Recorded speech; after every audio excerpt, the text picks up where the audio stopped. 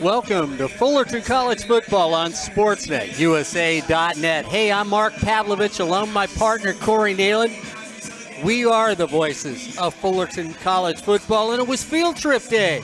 An extra video game. Ed Ford, Corey Neyland, Gabby Neyland, and all got in the car and came down to Orange Coast College, Dick Tucker Field at LeBard Stadium. Corey, Orange Coast College, struggling this season, is going to take on, well, a team that many people might call a juggernaut on offense, and last week a suspect on defense, the Fullerton College Hornets. You talked to Brian Crooks, who wonders why you aren't out there at the practice field. Told you this Hornet defense needs to step up today if they want to stay in this game. Yeah, after I got up from under that bus, he did tell us that. And that defense didn't play well at all, you said, in that first half last week. Deep kick. Taken to the 10. Out to the 15. Turns the corner. Taken down at the 10. So at least special teams starts off this game looking special. Cody Whitaker will come out at quarterback for the Pirates. Whitaker has 1,542 yards, about 220 a game, 14 touchdowns, 7 interceptions. This is an improvisational quarterback, to say the least, when you look at Whitaker back there. And, of course, when he's got Derek Hunt in the backfield, the young man can fly, averaging almost 100 yards a game for this Pirate team. We'll see what this defense does. Whitaker, pistol formation, Hunt right behind him. Talked to that young man, Derek Hunt, tries to get beyond that defensive line, and the defensive line gives up little or nothing on the play. Yeah, it's a running back that almost averages 100 yards a game against a defense who only gives up 79 per game. So both offensive and defensive units have their work cut out for him today. Robert Thomas comes out wide to the left. Joey Cox goes out wide to the right. Hunt in the backfield. Whitaker looking over. Gain of 3 on the play. It's going to bring up a 2nd down and 7 right at the 15 for the Pirates. Whitaker looking over. Man-to-man defense by the Hornets. They run a little jet sweep here to the outside. Turning the corner.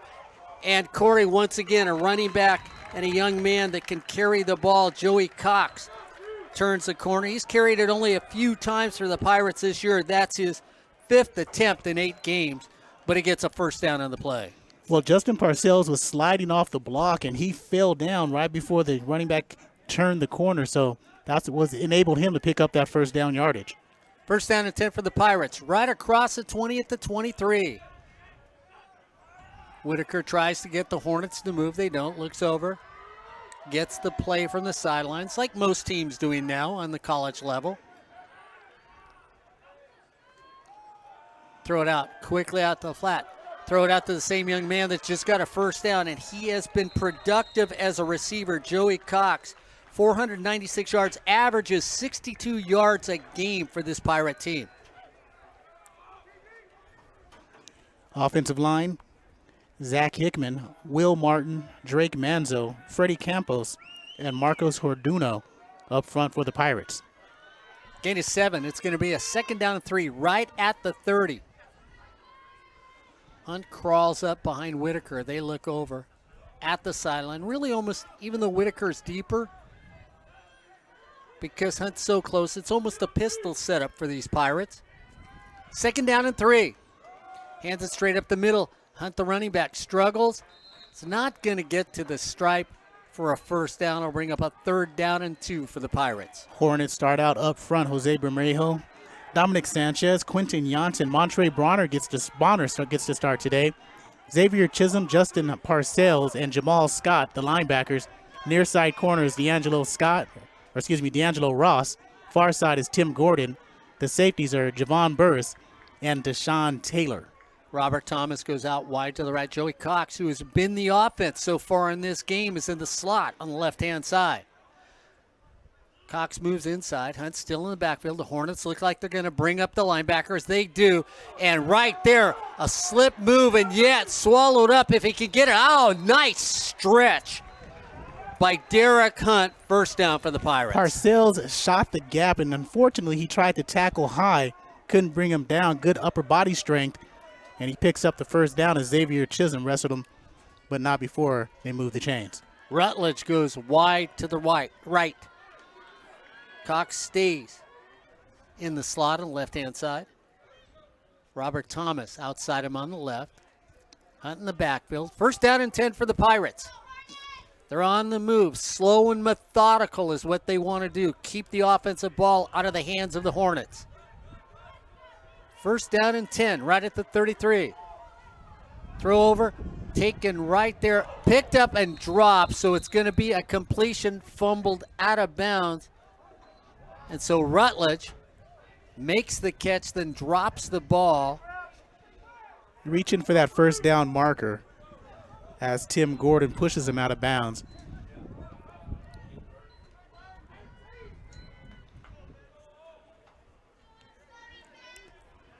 Thomas and Cox now go to the right-hand side. Rutledge comes down the low side of the field, one-on-one against D'Angelo Ross in this game. That's what Brian Crook said the cornerbacks is going to have to do is go one-on-one, maintain their men, and let the other guys go forward. Run it with Hunt one more time, comes up the middle. He's going to get another first down. Corey, they've been exploiting the middle of the defensive line with Hunt. They're not going to the outside. They're running it straight off guard and off tackle against this Hornet defense. Yes, Bermejo and Sanchez need to lock that down. They've been doing a good job all season, but again, no one's really tried to test Fullerton's defense during the run. They've given up less than 80 yards per game. Rutledge comes out wide to the left. Cox and Thomas out wide to the right. Hunt the running back. First down and 10 at the 41. Whitaker throws it again. Throws it out this time on the right-hand side to Thomas. And Thomas picks up a gain of 3 on it. Short little passes working. And what this allows is it allows Fullerton's offense, if you're OCC, to stay on the sideline. So they can't get that high-power prolificness. 10-12 to go here in the first quarter. We just started the game. That's right, it's video here on SportsNetUSA.net. Whitaker looks over the sideline. Cox now comes to the left-hand side with Rutledge. Hunt right behind him. Whitaker goes back. Looks like he's looking for Cox. He looks like he was going to Cox, but Rutledge was in the same territory. Yeah, and just overthrew him. Actually, it looked like I thought he was going to Rutledge on the deep slant. You thought he was going to Cox. That doesn't make for a good recipe for a big, good, tasty-looking cake. So third down and 7. And Javon Burch was a defensive person who had an opportunity to pick that off. Whitaker crawls under center, backs away now. Looks at his wristband. Third down and 7, right at the 49-yard line for the Pirates. The Hornets come up. Whitaker feels the pressure, throws a little screen pass, and right there, Hunt is met. I'm selling Girl Scout cookies. I'm going to knock your door down and take them away from you, and that's what the defense does for the Hornets. That was Jamal Scott who read the play perfectly. He gets the start today after he did the start last week, and Jose Bermejo, a 6-foot sophomore out of Anaheim, Catella High School, is down on the field. And Mark, speaking of Catella High School, his alma mater won their 17th straight league contest Thursday night to wrap up their league and move on to the playoffs. Yeah, they're 17-0. They once again, we'll see if they can do better, though. Last year they got bumped in the first game. Of course, we were over Fullerton High School. Fullerton High School wins their game. Even though they don't have a winning record, they could make it into the CIF playoffs. Yeah, that's if 5 other teams lose, then they'll be able to get into the playoffs. The 4-6 record can get you in there. So we have timeout on the field with 9:39 to go. Here in the first quarter, it's the Pirates 0, the Hornets 0. You're watching Hornet football on SportsNetUSA.net. Remember, all our games here on SportsNetUSA.net are brought to you by Miller Toyota of Anaheim. Miller Toyota of Anaheim supports community college sports, high school sports, but most of all, education. That's Miller Toyota of Anaheim.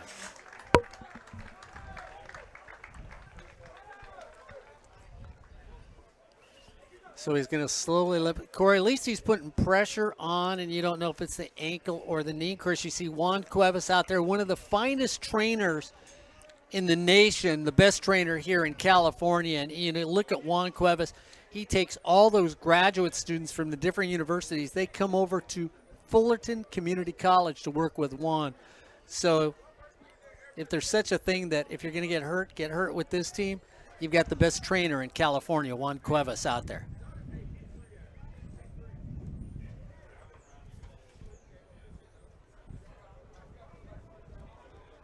Darice Simpson back.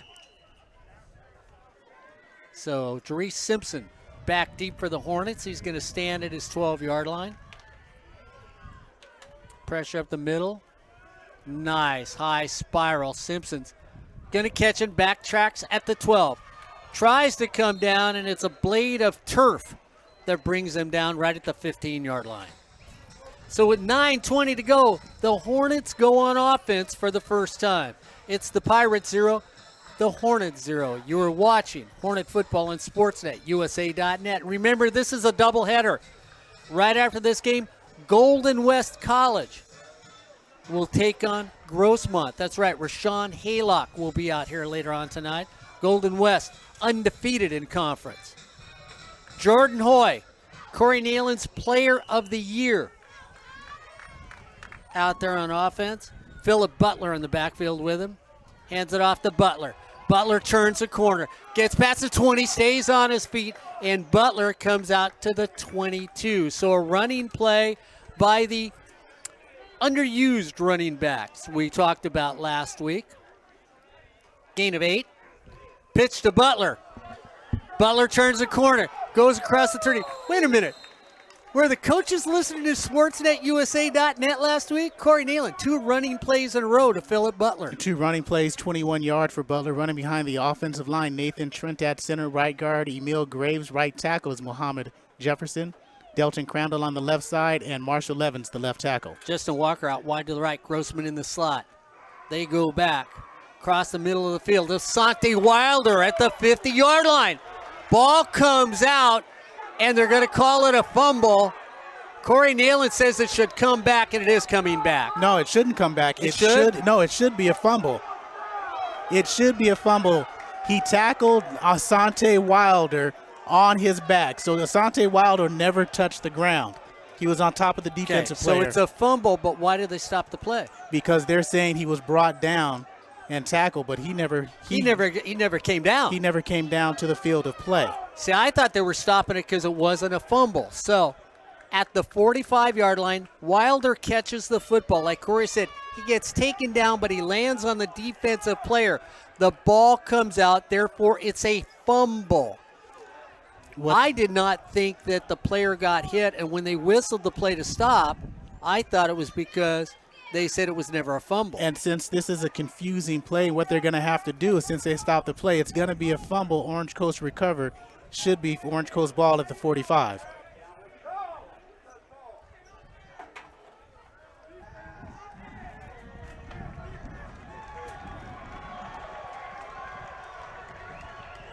So it is a fumble. Orange Coast College does recover it. The reason there is not an advancement is a little confusion by the officials on the play. Exactly. With 8:35 to go, big turnover for the Pirates.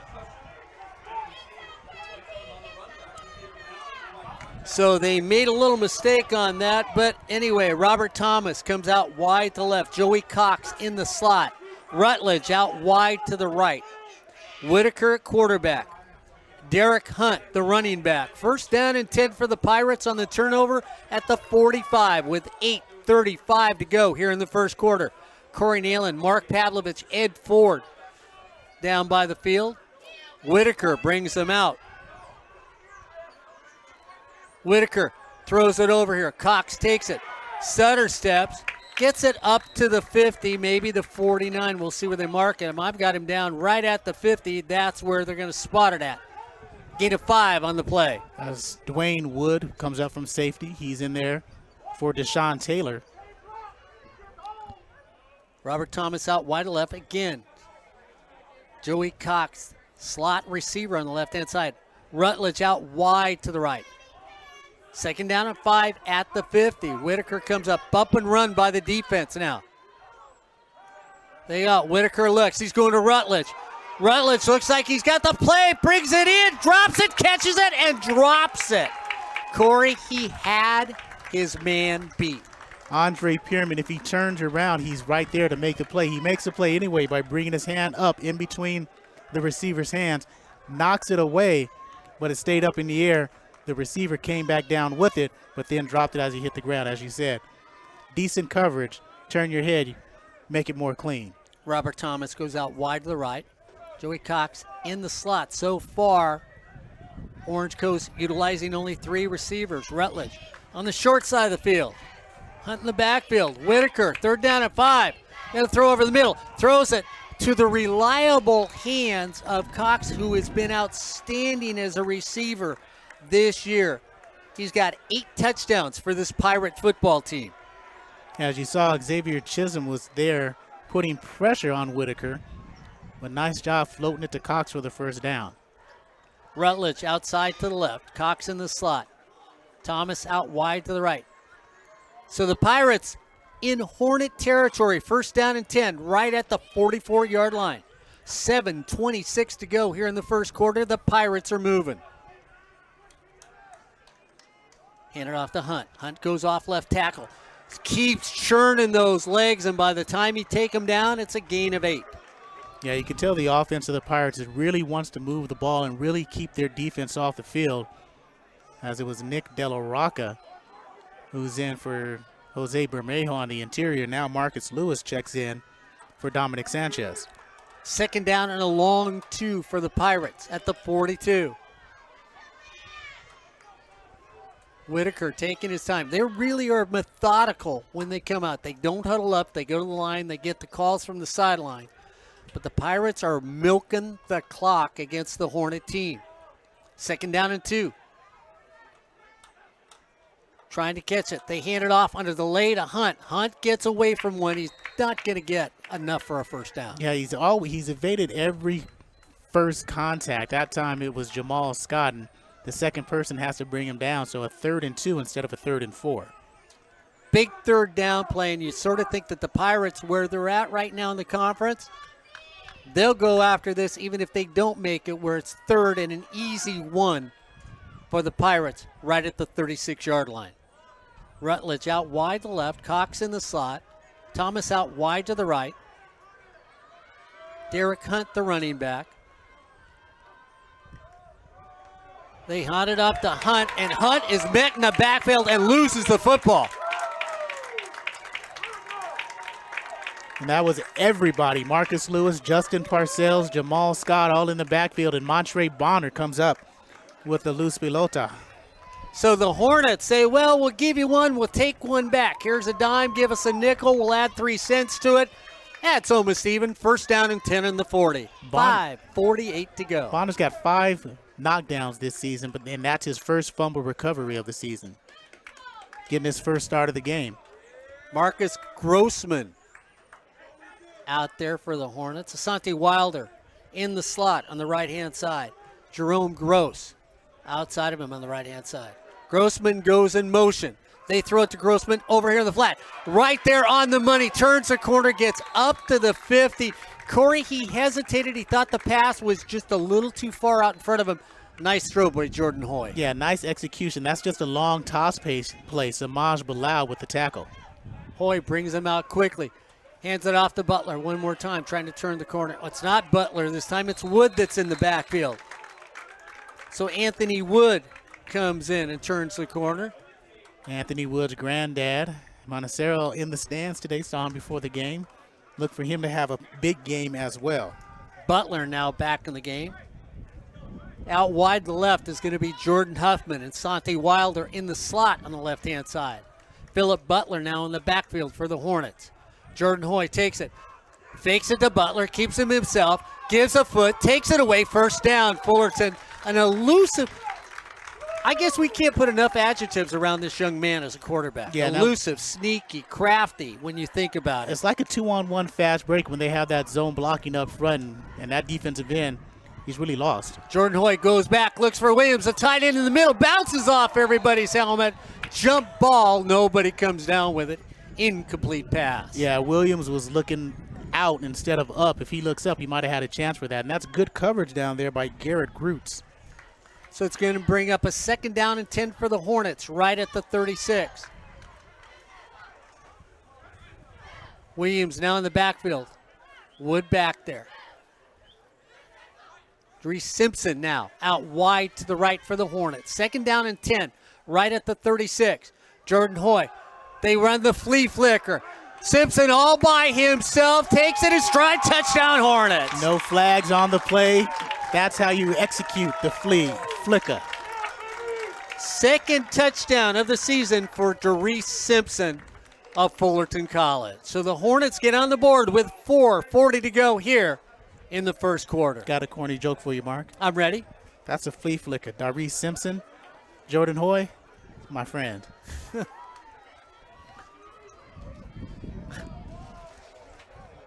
Corey Neyland will be down at Applebee's later on tonight. Try the special. Aguilar in. Carmack the set. Kick is up. And the kick is good, so the beat goes on towards that record for consecutive extra points for the Hornets. And now, with that kick, Jonathan Aguilar breaks the personal single season record of 54 extra points made in a row. 2003, Mark's guy Sam Pilescu had 53. Jonathan Aguilar now with 54. Sammy. Sorry, Sammy, but records are made to be broken, and yours just got had. And as you said, this continues the 60 in a row, as Austin McGahee had 6 earlier in the season as well. Isaac Brown back deep for the Pirates. So the Hornets put a little, old school flea flicker out there. You know, and I like Dries Simpson. Corey, he kept moving when the ball was in the air. It wasn't a receiver that stopped. He just slowed down a little so he could catch it in stride. I like that by Mr. Simpson running the route. And this is why Orange Coast. Good kick. Brown's going to come up. He takes it right at the 8. Looking for somebody out in front of him. Tries to turn a corner. Gets across the 22, maybe to the 24-yard line. And, Mark, this is why Orange Coast wanted their offense to keep the ball as long as they can and do some positive things, because Fullerton got the ball with 6:25 in the first quarter. Orange Coast gets the ball with 4:33 in the first quarter, and they're down by 7. So Whitaker brings his team back out. Rutledge comes to the low side, the left side of the field. Tight on this side of the field. Cox right next to him in the slot. Tight formation this time for the Pirates. And Mark, with that pass play, just got reminded again. That's the first thing I wanted to say. Jordan Hoy now breaks the single season passing record for Fullerton. That's his 27th. Throw it over here to Hunt. On a sweep, turn the corner, the 30, the 40. He's got speed, the 50. Gets driven out of bounds at the 42. This young man can fly. Almost averages 100 yards a game, 7.4 yards a carry. Yeah, 34 yards on that one. His long on the season is 75, and you can see just how talented that young man is. Good blocking up front as well to open up for that off-tackle play. Yeah, that was Shane Beaver in front of him. Shane Beaver is the up back now for the Hornets. For the Pirates, excuse me. So Beaver in the backfield with Hunt. Big carry. 1st down and 10 at the 42. Once again, they go the other side. Beaver leading it. Once again, Hunt's through the hole. Sidesteps. He gets taken down at the 25 just because his foot stuck in the turf. They pull Marcos Hardano and also Shane Beaver. They opened up that whole right side, and it was just a plethora of greenery that Hunt had to choose from, and he cuts it back up the middle. Now, Andrew Wilk, who is listed as a wide receiver, also will come in as a running back. So Wilk now comes in for Hunt. So Wilk is the deep setback. Beaver in front of him. I formation. First down and 10 at the 25. They hand it off to Wilk. Wilk goes up the center, stays on his feet, gets a gain of 3 on the play. Bonner and Parcells. Far side corner, number 28 on your screen is going to be Daniel Robinson. And Tyler Stepney, 58, far side left defensive end for the Hornets, comes in, along with Marcus Lewis. And Jamichael Moore, or is that Jalen Dean? We'll see in a moment. Cox out wide to the left, Rutledge out wide to the right. I formation, Beaver the up back, Wilk the deep setback. Whitaker going up the middle, looking for Rutledge. Oh! Good pass, good route, better defense. And Daniel Robinson, he actually slipped on the break because he was breaking on the pass. He slips and couldn't recover. Luckily, he got his hand on Rutledge to knock it out of the way. Otherwise, that could have been a pick for Robinson. 3rd down and 8 for the Pirates. Beaver now comes out of the game.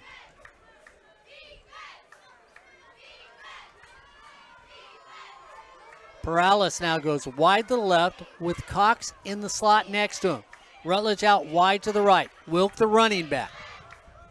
Hornets go back. Whitaker feels the pressure. Whitaker goes down, and this is what he will try to do, Corey. We heard about it from Brian Crooks. He likes to improvise.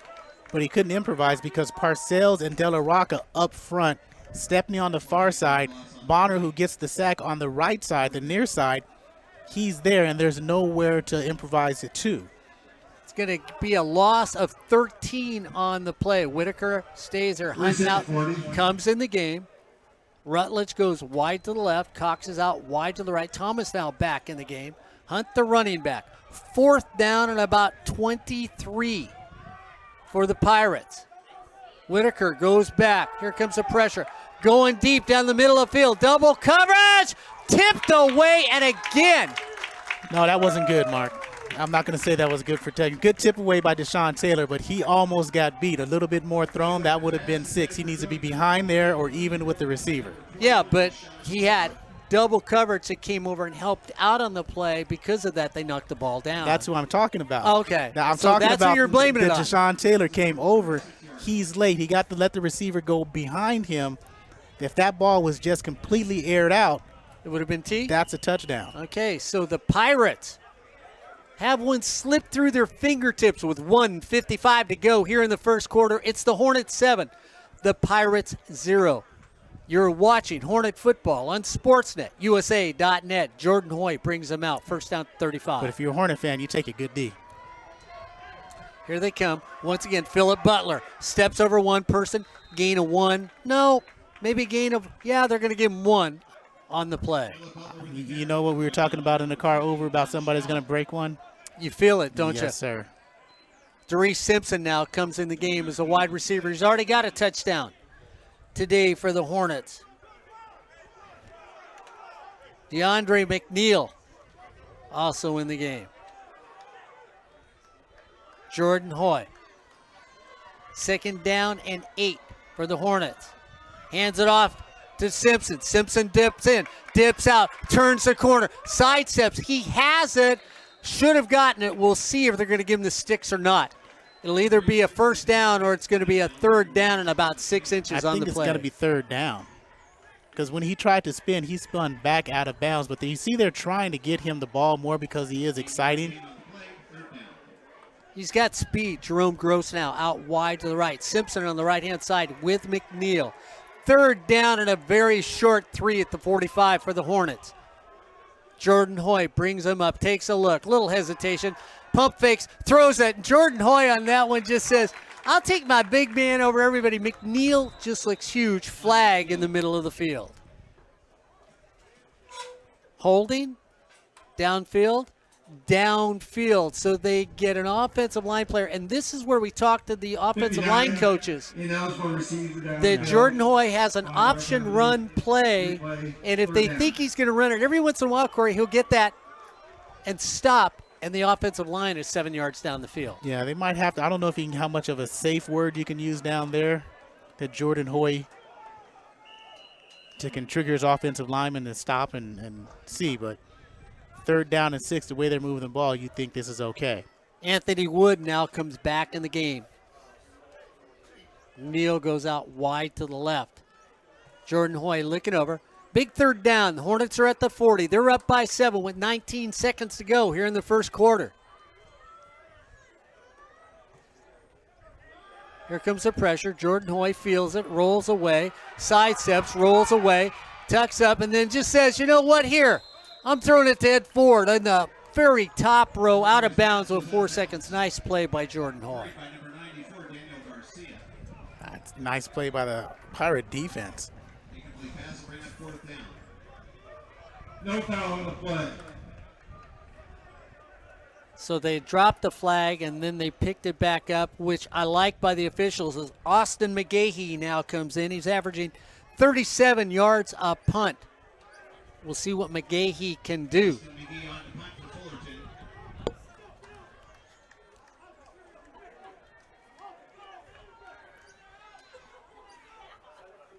McGahee, high, booming bunt into the sun. Taken and then just falling back, and Corey, good fair catch call by the Pirates. So we're coming to the end of the first quarter. As we come to the end of the first quarter, it's the Hornets 7, the Pirates 0. You're watching Hornet football on Sportsnet, USA.net.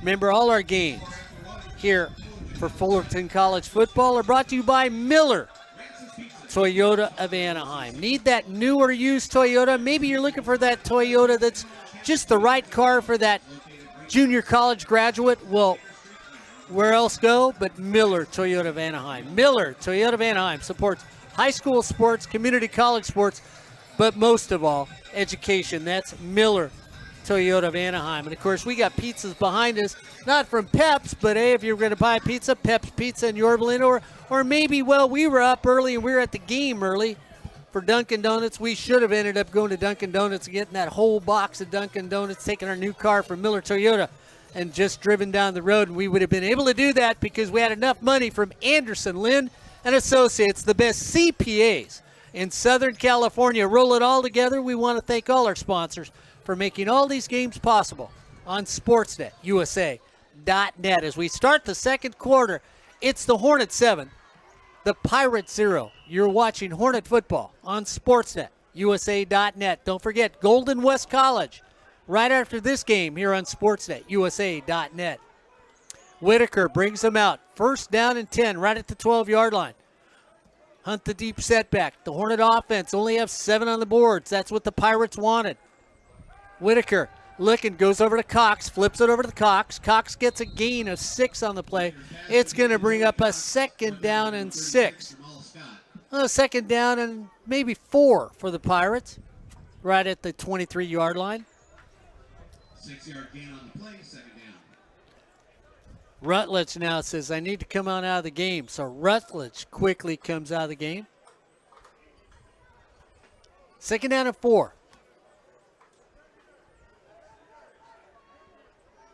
Whitaker looks over and gets the sideline. The Hornets changing up the defense quickly. Whitaker doesn't take advantage of it. Beaver back out there as a back. Here comes Cox on the jet sweep. They take the jet sweep. Cox tries to get there, gets a gain of 1 on the play. It's going to bring up 3rd down and 3.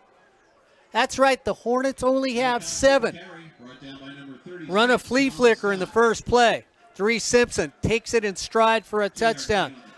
That high-powered offense isn't really in first gear for the Hornets right now. They're just sort of idling in neutral here in the second quarter of the game at Orange Coast College and Dick Tucker Field. Big 3rd down and 1 for the Pirates right at the 25-yard line. Whitaker comes up to the line of scrimmage. The Hornets 4-down linemen. They bring up the linebackers on the corner, back them back out. Cox goes in motion. This time they're going to hand it straight up the middle. They do, and they hand it off to Hunt, who does a little pirouette and a ballet step, enough for a 1st down at the 33. Move the chains for the Pirates as they once again move down the field here in the first half. Golden West College later on tonight. That's right, they're undefeated in conference. Saddleback is down in Palomar. They got a scare last week against Grossmont, who put up 55 points against them and eked out a 57-55 win down in the San Diego area. First down and 10 at the 32.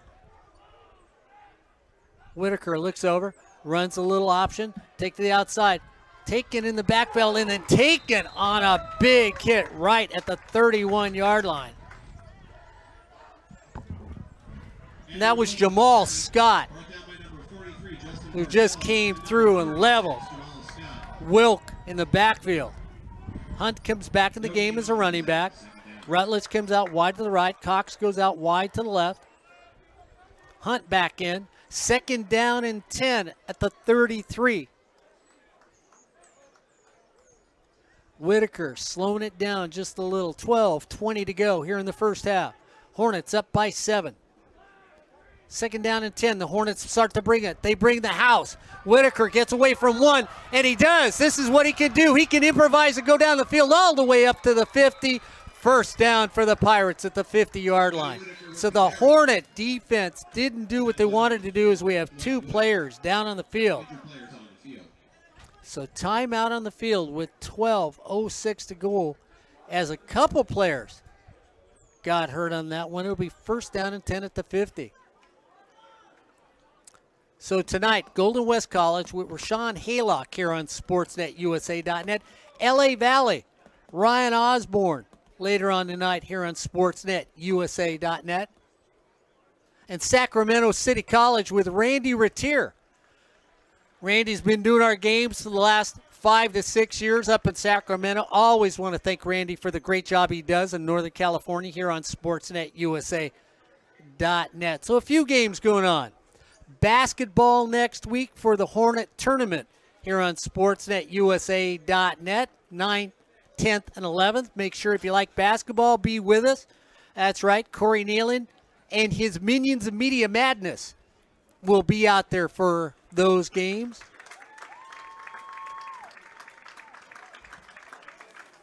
So Justin Parcells gets up slowly and comes off the field. Please reset the play clock to 40 seconds. Junior Perales comes out wide to the right. Cox in the slot, wide to the left. First down and 10 at the 50 for Whitaker. 12 minutes to go here in the second quarter. Wilk in the backfield for the Pirates. Whitaker looks over. First down and 10 at the 50. Whitaker steps up, looks to his left, sees the opening again, takes off, looking all the way down there. It's Perales by himself. Touchdown, Pirates. So the Pirates, with Johnny Whitaker improvising down the field, come up with the big touchdown, Corey. And that's what the Hornets needed to do. Keep him in the pocket. They don't do that. Perales goes down the field. And now we're all knotted up with 11:37 to go here in the first half. Brian Crooks not happy on the sideline. Boy, he's walking down there slowly. And we've talked about this before. Ball spotted, kick is up. And the kick is good with 11:37 to go. Well, would you believe it? It's the Pirates 7, the Hornets 7. You're watching Hornet football on SportsNetUSA.net. Ed Ford, Corey Neyland, and myself. Mr. Neyland, well, I don't know. The defense was winded about as much as you are right now. You know, since they didn't score a touchdown on me, I'll give them the more winded. But Andre Pierman, he let Perales get 2 steps behind him and just couldn't catch up. So what happens when that occurs is you're not able to turn your hips and look for the ball. You have to get lucky and hope you can knock it out of the man's hands, which he did not. And Brian Crooks reminded us that Whitaker, who improvises many times while he's out there, when he gets to a certain point, can make plays with his feet, even though he's throwing the ball. Corey gives himself a little extra time. So Derice is going to be back deep with McNeil. So Simpson and McNeil back deep for the Hornets. They're all up. The sun's in their eyes. Little pooch kick in the middle of the field. Simpson takes it on a dead run in the 20. Looks to jet through the middle, puts a hand down, stays on his feet, gets knocked forward to the 36. First down and 10. And the Pirates' game plan of using the clock, not getting in a shootout, has worked with 11:31 to go here in the first half. Fullerton averages 54 points a game. That is tops in the league, in the Southern Division, while OCC gives up 28 points a game. Robert Johnson goes out wide to the right. Grossman in the slot next to him on the right-hand side. Justin Walker out wide to the left. Who do they hand it to? They hand it off to Philip Butler, who gives him a sidestep, give him a foot and an ankle, and then takes it back at the 50-yard line. First down and 10 for the Hornets. Another 14 yards on a carry for Butler, and a good job of reading the holes. Graves and Jefferson provided that big hole. First down and 10 at the 50. Johnson out wide to the right. Grossman in the slot. Once again, Butler goes in motion. Jordan Hoy takes his time. Says, nobody's there, nobody wants me. I'll go up the middle, stays on his feet. Cross the 40, maybe to the 41. Nah, they're going to give him a little short of that. It'll be second down and a foot for the Hornets at the 40. Philip Butler closing in on 50 yards in this first half alone. Justin Walker still out to the left. Hoy hands it off to Philip Butler. Butler gets taken back as he bounces off his own lineman and dropped for a loss on the play. Yeah, Trayvon Atkinson would read that well. He shot up and playing no games, makes the stop, and that's the way you want to be as a linebacker or rover, decisive, making the offense change their minds. Huffman goes out wide to the right with Derice Simpson and McNeil. So they leave McNeil and Derice Simpson in the backfield.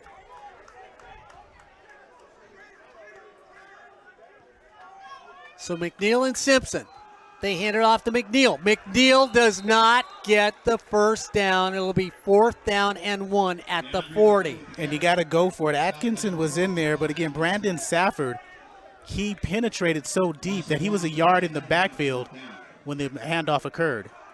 Wood now comes in at running back, and they're going to run the jumbo Wildcat package for the Hornets. Yeah. Anthony Wood lines up at quarterback. You've got to give the defense time to set up. Timeout.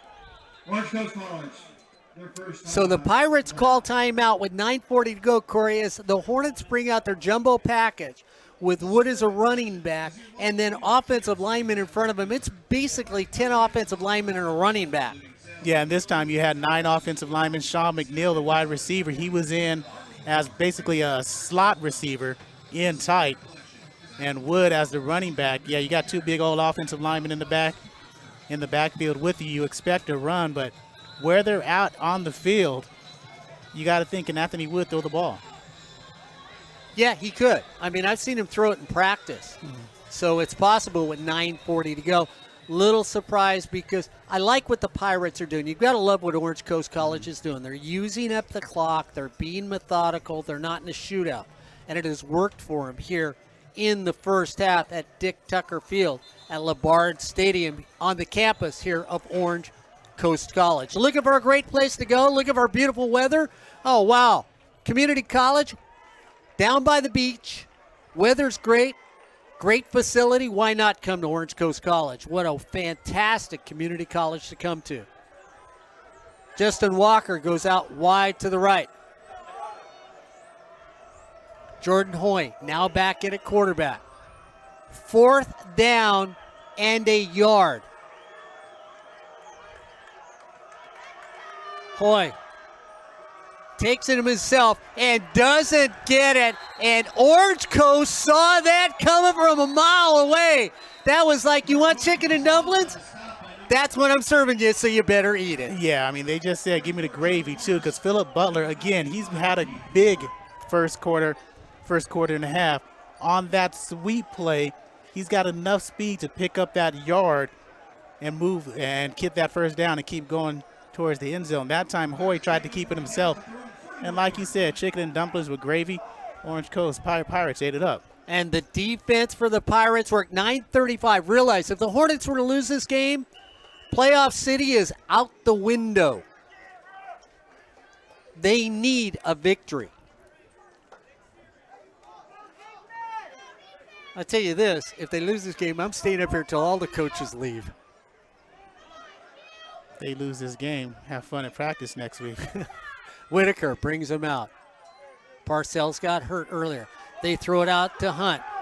They've got to tackle him back there. They don't get him on the initial tackle as he gets missed back there. And Burch makes it, if Javon Burch can make that tackle, it's a loss of 7 on the play. Yeah, but you see what the Pirates are thinking. Fullerton's being aggressive out there, sending their backers, putting pressure on Whitaker. They just tried to slow him down with the screen.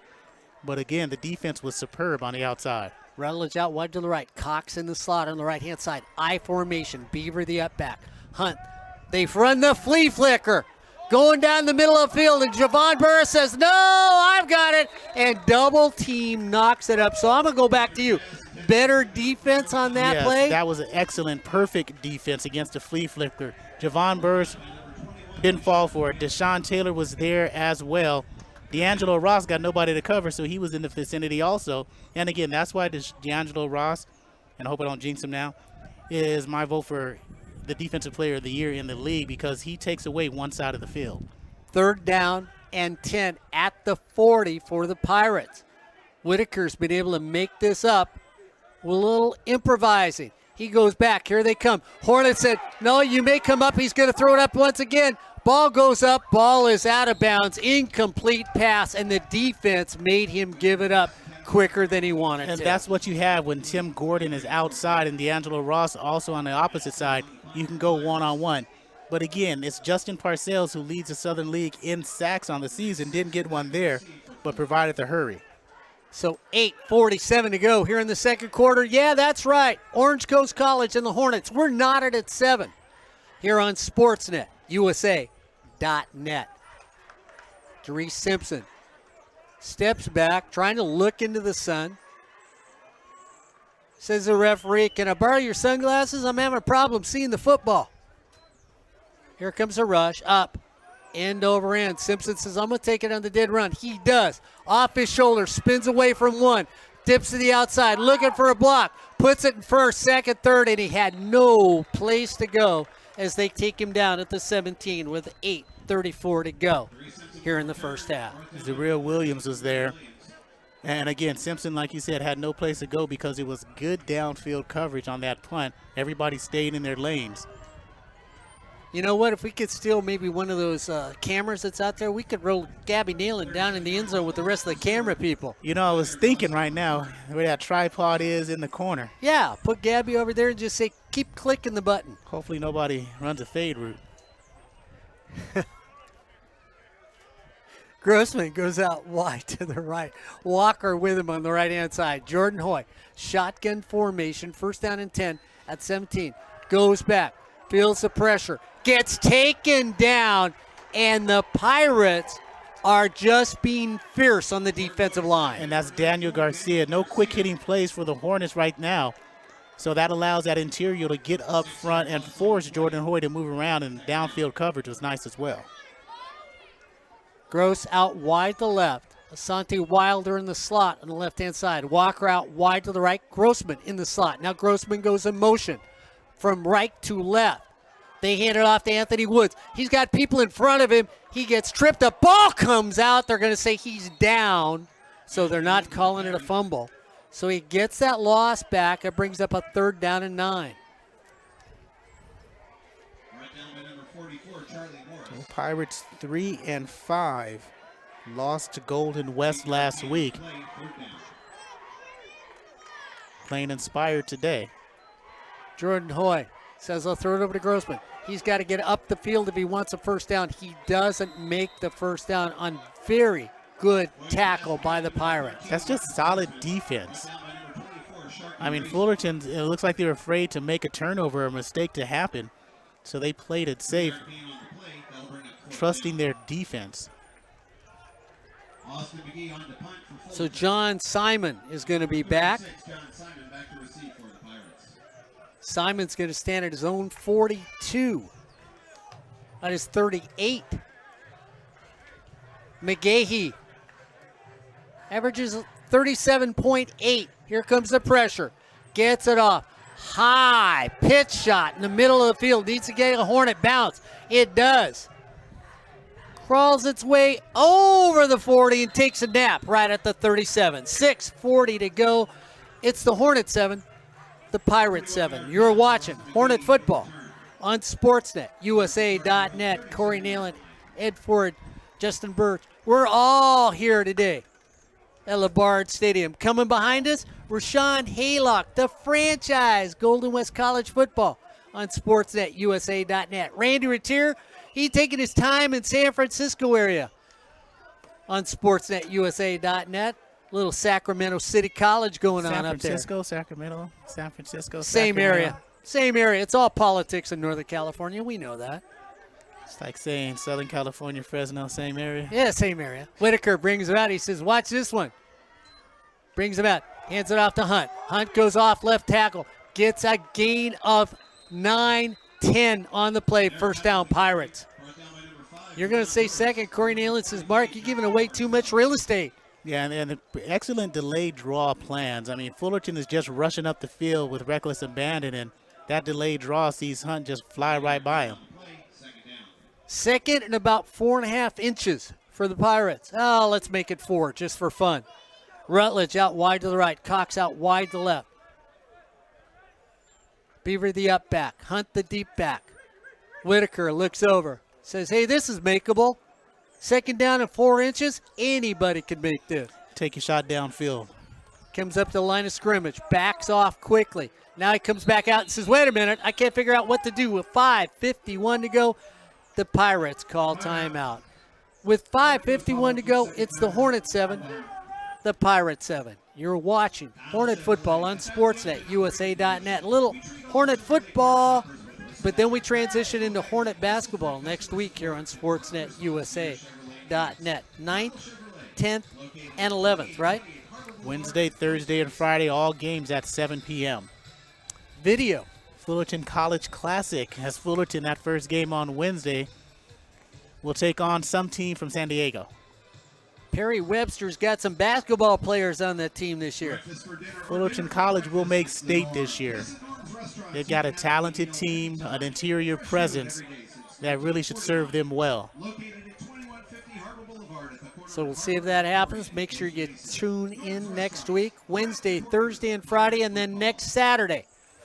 Last game of the regular season, the Hornets take on the Rustlers from Golden West College. That's right. It's going to be a 3B. Corey, Rashawn, and maybe I'll get to say something here on Sportsnet, USA.net.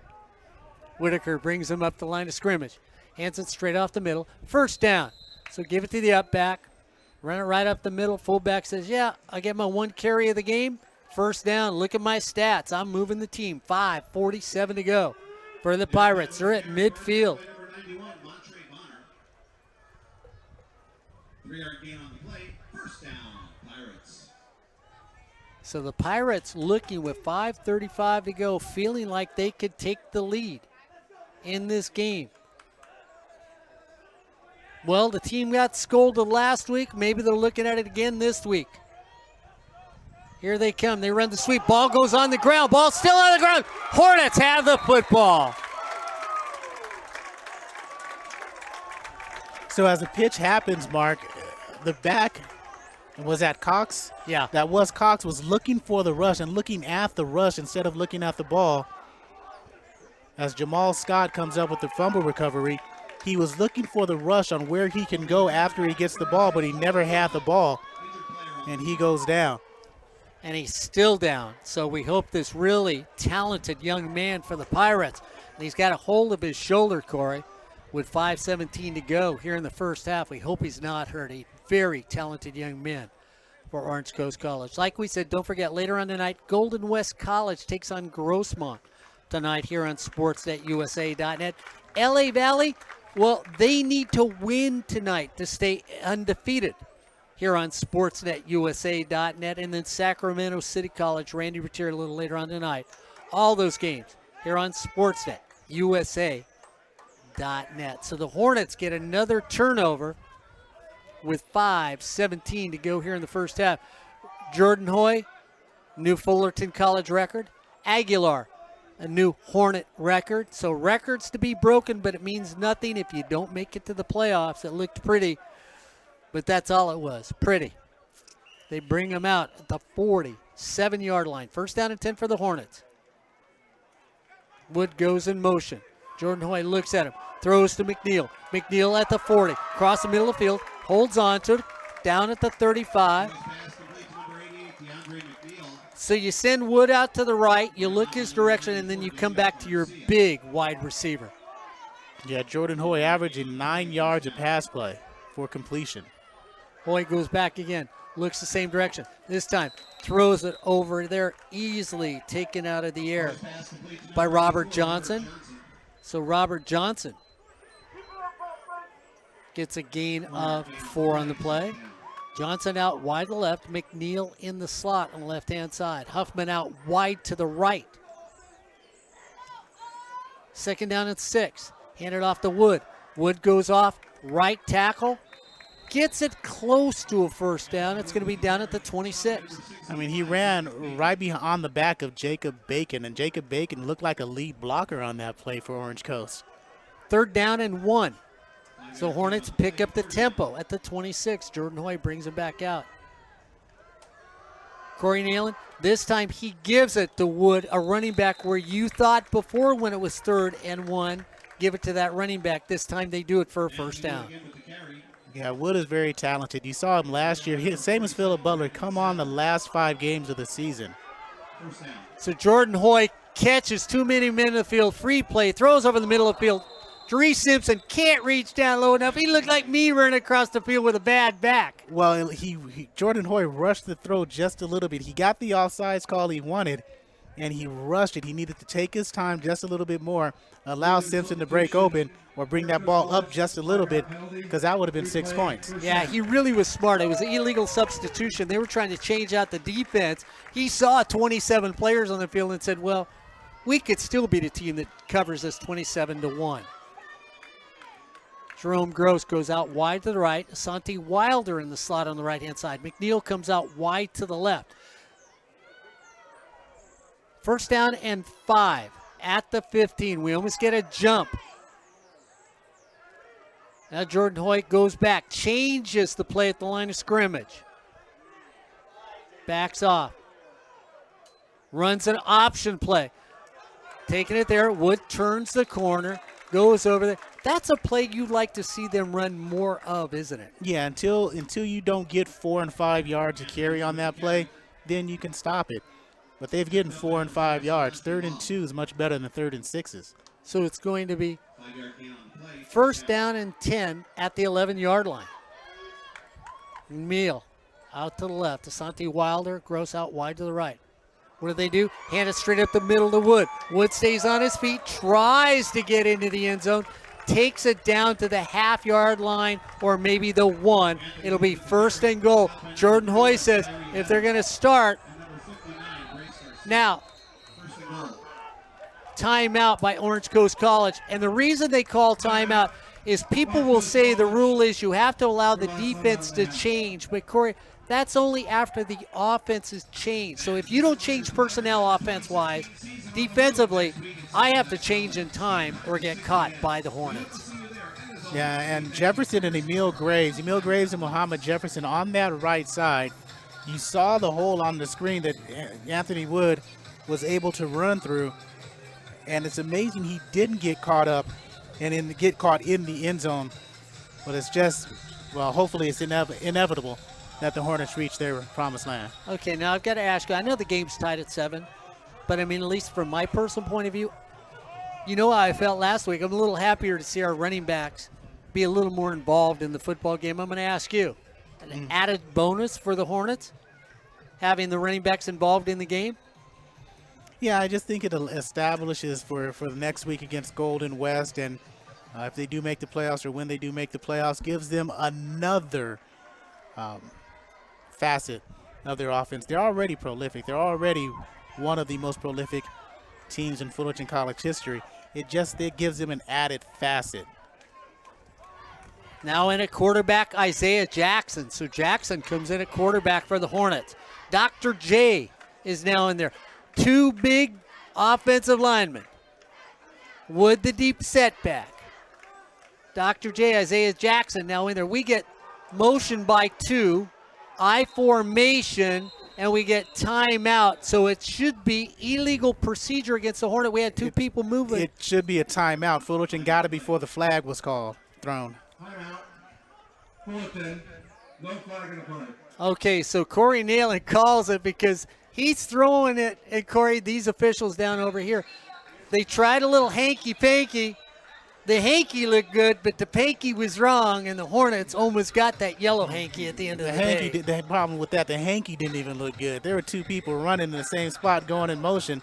The flag should have been thrown as soon as the offensive lineman who was in the backfield, who was that? Samuel Davis. As soon as he started moving, flag should have came out.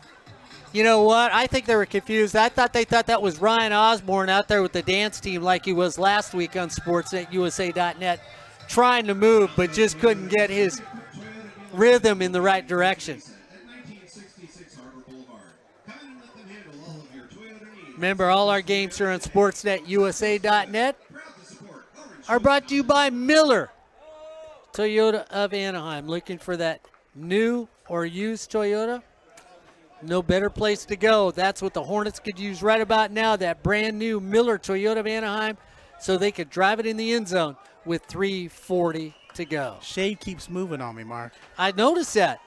Phillip Butler now comes in the game. I formation for the Hornets. They hand it off to Butler. Sidesteps, touchdown, Hornets. So Phillip Butler takes it in on a nice little sidestep move by Butler to find the hole. So Aguilar comes in to increase his school record. Johnny Carmack, backup quarterback, holder. And you know I give him a lot of love because he's had some high snaps, some low snaps. He makes sure they get set down to keep that record going. They'll spot the ball at the 10. You add 10. Ball is spotted. Kick is up. And the kick is good. With 3:37 to go and a bounce off the scoreboard, it's the Hornets 14, the Pirates 7. You're watching Hornet football on sportsnetusa.net. Glad the scoreboard is there. Yeah, because you know what? She doesn't have the hands I do. Gabby Neyland trying to find shade. Corey Neyland trying to move her. We looked for locations, and now she could be right behind the goalpost and be the safest place to be here with 3:37 to go in the first half here on sportsnetusa.net. Ed Ford down at camera. Jason over to the left to Corey. Corey to my left. I'm right here in the middle. Yeah, that's right. We're at LeBard Stadium. Dick Tucker Field here on sportsnetusa.net. So the Hornets regain the lead with 3:37 to go after Cox lays the ball on the ground on a jet sweep by the Pirates.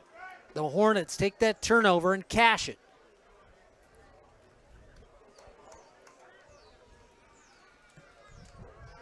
End over end kick. Right around up to the 10.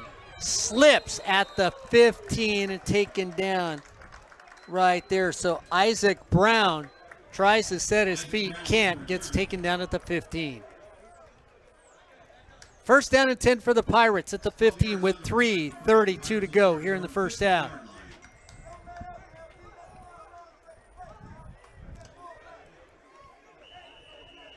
Rutledge comes out. He's going to go out to the left. Cox is going to be in the slot on the left-hand side. Derek Hunt, the running back.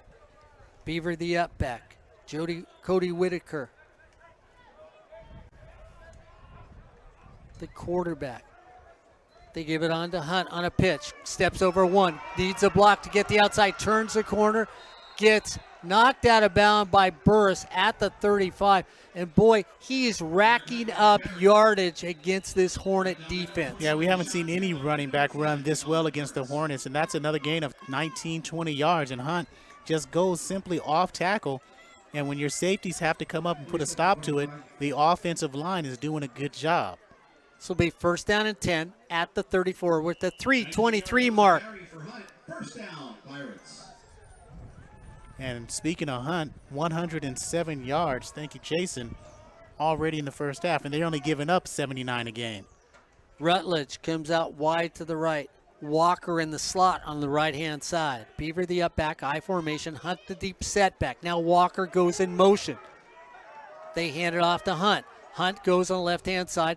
This time gets a gain of 1. It's going to be 2nd down and 9 at the 36. We have a flag, one of the few flags on the play. Illegal shift against the Pirates. And you know, that's one thing that's nice in this game. Very few penalties against either team in this first half. Not like the high school game we saw yesterday. It went 3 hours and 15 minutes. Well, I think referees in high school get paid for, I think it's $1.50 for every flag you throw. Plus overtime and double time. That's it.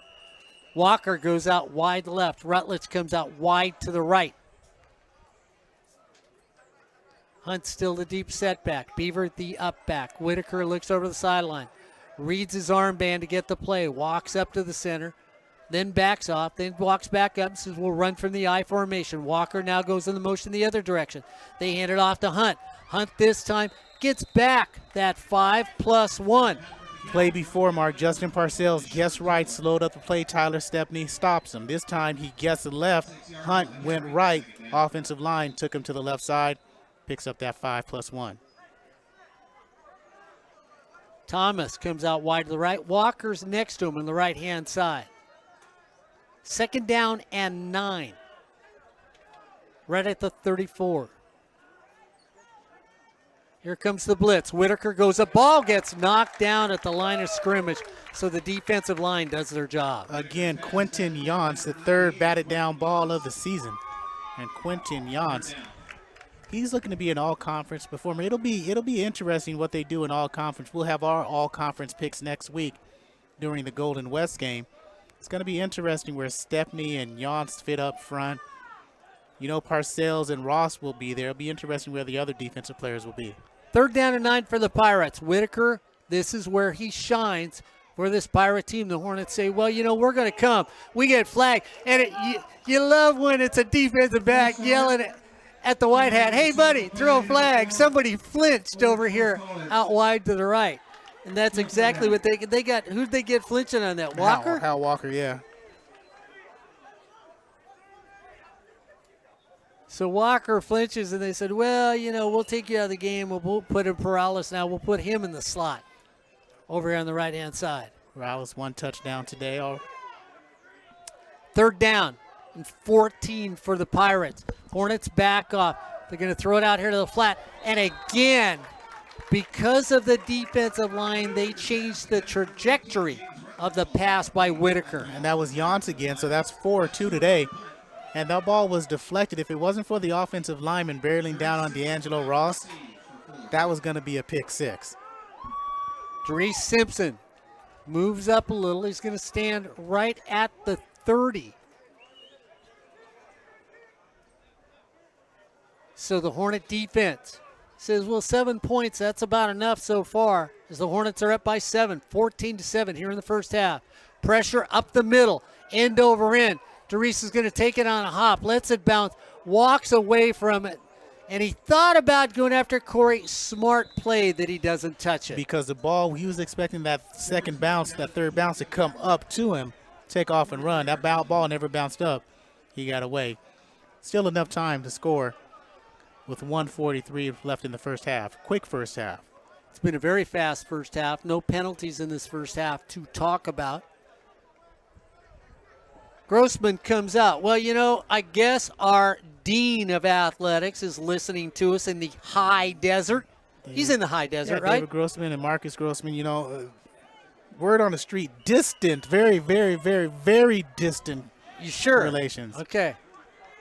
They're from the same area code? Got that from Wikipedia, so it Okay. might not be true. Jordan Hoy says, I got all time to throw. Throws it to Asante Wilder who says, hey, somebody block for me, and I'll take it to the house. Asante looking for a ride home and couldn't get into anybody's car. Takes it up to the 50. Asante said, come on, guys, I want one. Yeah, 24 yards on a pitch and catch. So they're going to take it back to the 47. 1:33 to go. Jordan Hoy comes out again, rolls away, has time, flips it over the middle of the field, can't throw it. Looking for Asante Wilder again, Corey, and just said, nah, I can't get it. And didn't get a chance to set his feet on the rollout. So that interior, he's being chased by Will Martin. No, excuse me, not Will Martin, but Louis Condeveau. Justin Walker comes out wide to left. Jerome Gross goes out wide to the right. 2nd down and 10. Jordan Hoy stands, flips it out here, taken out, and by Wood, who comes out of the backfield, catches it coming across the middle. Nice gain of 7 on the play. It brings up a workable 3rd down and 5. And you saw the submarine tackle by Sharkey Rays. A good job, because if he doesn't make that sure tackle, Wood is off to the races. 3rd down and 5. We're under 1 minute in the first half. Jordan Hoy goes back, has time to throw, middle of the field. Grossman catches it, pulls it in. This young man has been spectacular this year. Marcus Grossman takes it across the 30 to the 29. Sherrod Page on the tackle. He might have the best hands on the team, because every time he hits a finger, it's caught. They go back again. Jordan Hoy has time. All the way out. Walker, oh! Give me that bread and butter and I'll make a sandwich. He just didn't have any meat to put on it, so everybody goes hungry as he drops the football. Okay, got another corny joke for you. What does an alligator, Tyrannosaurus Rex, and Justin Walker have in common? Short arms? Short arms. But Justin Walker's been a surprise this season. He didn't have a really breakout season last year. This season, he's really broken out to show he can be depended on to make those downfield catches. That was unfortunate. Number 70 on the offense. But the offensive line said, we don't want you to feel bad, so Yeah. we took a penalty. So if you'd have caught it, it wouldn't have counted anyway. They're going to move it back 10 yards. It'll be a 1st down and 10. 1st down and 20 for the Hornets at the 40. 32 seconds to go. So now the coach is saying, wait a minute. The clock started before the play started.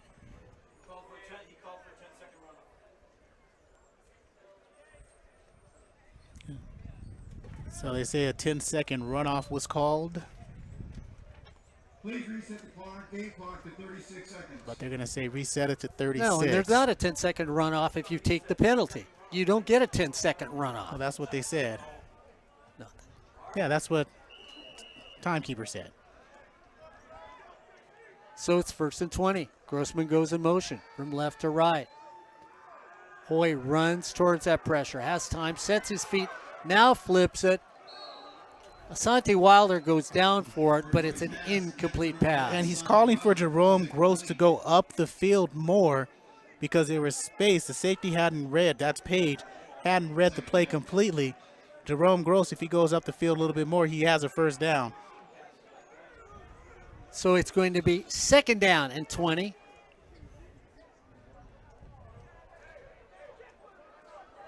And Marcus McNeil on the near side. Oh, okay. He's got a one-on-one matchup.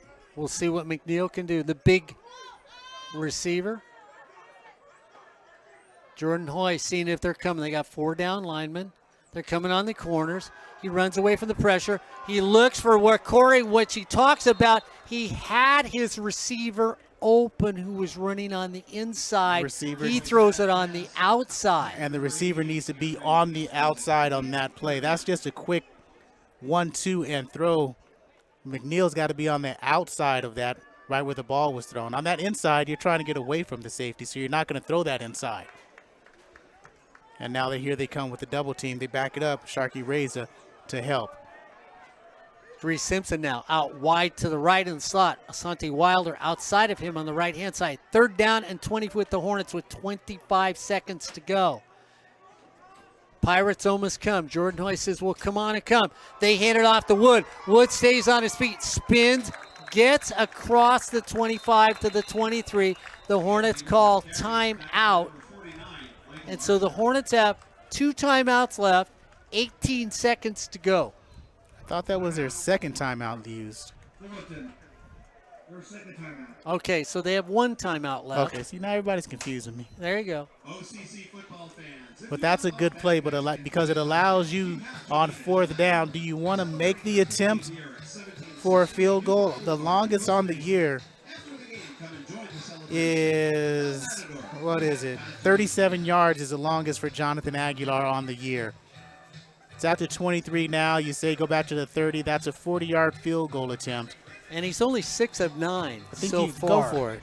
Yeah, I go for it. I think I try to get the first down, end zone. Do you go end zone or do you go first down? Well, 1 timeout, 18 seconds. I say if you have anything in the end zone. If not, you get that first down, get out of bounds. So in other words, you throw that quick slant. No, you throw that out. You throw the out. Yeah, I throw the quick slant. You don't want to use that timeout, though. Yeah, I'll use the timeout. No, I wouldn't use the timeout either because as long as 37, let's say you get down to the 10-yard line with 1 second left, I think you kick the field goal.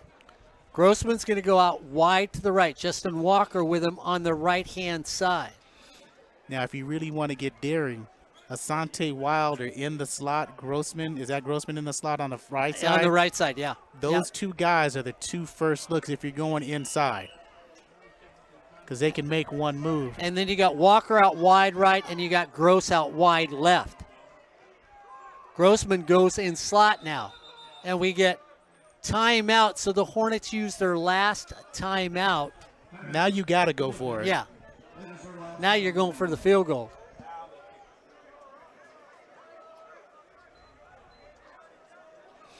So with 18 seconds to go, they changed their mind and decided to go for the field goal.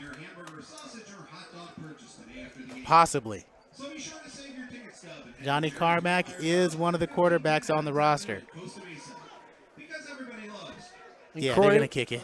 Corey was right. They will spot it at the 30. You do add on 10. It is a 40-yard attempt with 18 seconds to go. Ball is spotted. Kick is up. No good. So Aguilar misses it, and with 13 seconds to go, the Hornets offense can't get back on the board. Pirates will take over at their own 23-yard line with 13 seconds remaining in the half. So the Hornets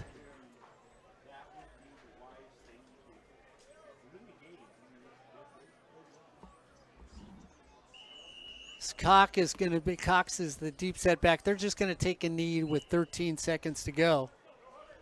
And that's it. So we're going to come to the end of the first half. As we come to the end of the first half, it's the Hornets 14, the Pirates 7. You're watching Hornet football on Sportsnet USA.net. Don't forget, next week we're at home here on Sportsnet USA.net. That will be Golden West College against Fullerton College on Sportsnet USA.net. That'll be a video game. But before we get there, don't forget, later on tonight, Golden West College takes on Grossmont on Sportsnet USA.net. Brad Cagle had an outrageous game against Saddleback. He must have thrown for almost 600 yards. Actually, it was 573 yards he threw for against Grossmont in a game that if Grossmont would have taken an onside kick and fallen on the football instead of trying to pick it up, Saddleback would not have gotten the ball and ended up turning around and scoring that winning touchdown to win the game 57-55. Pretty crazy game last week down in San Diego. So we'll see what happens this week as Saddleback goes down to Palomar and Grossmont comes up here to Golden West College. that game here on SportsNetUSA.net. LA Valley trying to continue their undefeated season here on SportsNetUSA.net later on tonight. Ryan Osborne calling the action on that one. We'll see what happens there. And, of course, when we head up north, well, we might as well just keep on going to Sacramento because Randy Retier, Sacramento City College, here on SportsNetUSA.net. All these games on SportsNetUSA.net. We just have a ball, and we want to thank you for all season long to be with us here on SportsNetUSA.net. Next week, a little basketball on SportsNetUSA.net. Well, we're getting ready to run into the second half of this football game on SportsNetUSA.net. What I should do, though, Ed Ford, is not run down the field. I should drive down the field. And if I'm going to drive down the field, Mr. Ford, there's no better way to do it than getting a new Toyota at Miller Toyota of Anaheim. That's right, Miller Toyota of Anaheim offers you the best deals that you can find. Hey, that veteran that I was talking about, going down to Miller Toyota of Anaheim. They have deals for veterans all the time. New and used Toyotas. And don't forget, they are proud sponsors of community college football, community college sports, high school sports, but most of all, education. Miller Toyota of Anaheim, located at Euclid in the 91. Well, let's get ready for a second half of community college football here on SportsNetUSA.net as the Hornets are just up by a mere 7 points with a second half to go here on SportsNetUSA.net. The Hornets will receive the kickoff to start this second half. Squib kick off the offensive lineman, back to the Pirates, and oh, it's a soccer play. Football by the Pirates, and it works. First down and 10 at the 35. Jason, couldn't ask for a better start if you're a Pirate in the second half. If you're an OCC fan, that was the best start you could possibly imagine. Now, what happened is he kicked a complete bullet, and it bounced off the leg of Robert Sanko, who had no idea the ball was even flying at him until after it hit him in right about the kneecap and bounced directly back to give OCC possession. Rutledge goes out wide to the right. Cox in the slot on the right-hand side. Hunter, the running back in there. Beaver, the up back. Whitaker comes out. First down and 10 at the 35. I formation. Cox goes in motion. They flip to Hunter on a sweep. Cuts off tackle.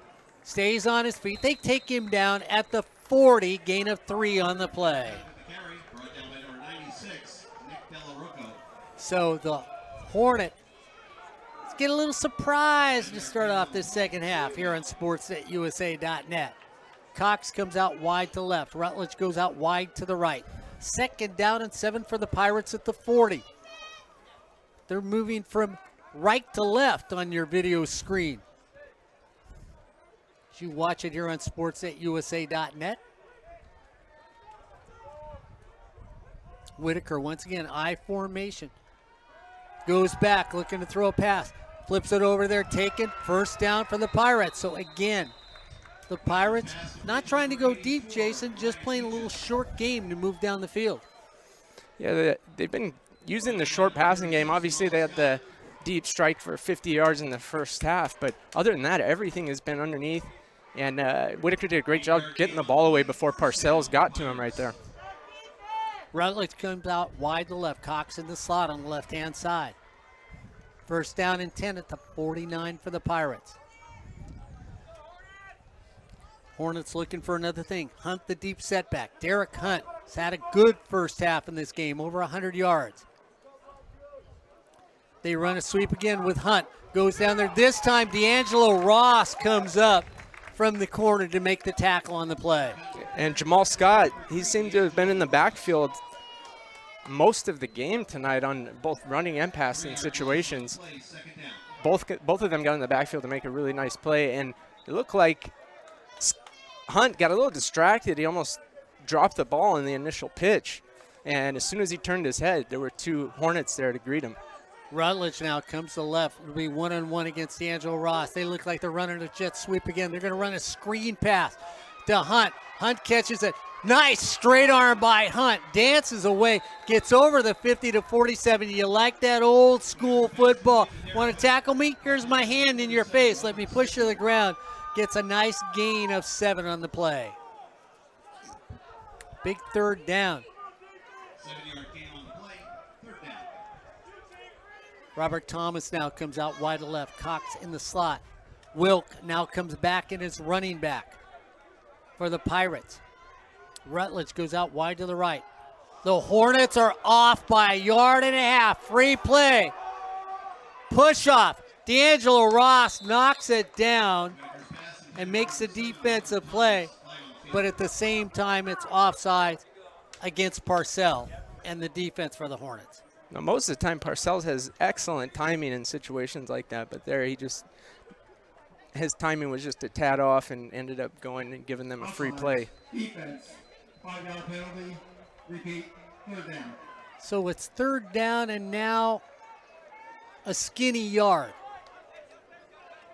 for the Pirates. Corey Neyland made it back up to us. Nice to see you back, Mr. Neyland. Back up in the booth.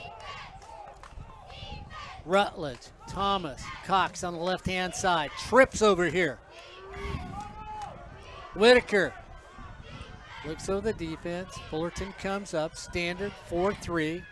He runs away from the pressure. Now he steps inside, ducks his head down, gets a 40, first down for the Pirates with 12:19 to go in the third quarter, second half. Whitaker keeps the ball and slides to a So stop. first down and 10 at the 40. Plays good for a Pirate first down. Hunt comes back in the game. Thomas goes out. Rutledge goes out wide to the right. Cox comes out wide to left. Whitaker working the clock, keeping the offense off the field for the Hornets. They're up by 7. Runs back, pump fakes. On a bite on it, here it comes. Right there, perfect route by Rutledge, who breaks inside, and the defense does not react. As the defense stays to the outside, does not come back to the inside on the coverage. And so bad defense, but better offense by the Pirates. First and goal with 11:44 to go to start this second half. They hand it off to Beaver, the up back. And like Whitaker, he gives it to the up back and then realizes he's not going any further, Jason. He gets behind him like an offensive lineman and tries to give him that little push. Yeah, he tried to give him an extra oomph there to get him at least a yard, or get him back to the line of scrimmage at least. Second and goal at the 3rd. Hunt the deep setback. Whitaker takes it himself. Touchdown, Pirates. So with 11-12, we're going to get all knotted up on a kick that was a squib kick that bounces off the up man, and then we get flags on the play, and the Pirates take advantage of it. We're probably going to get an unsportsmanlike conduct penalty against one of the two teams.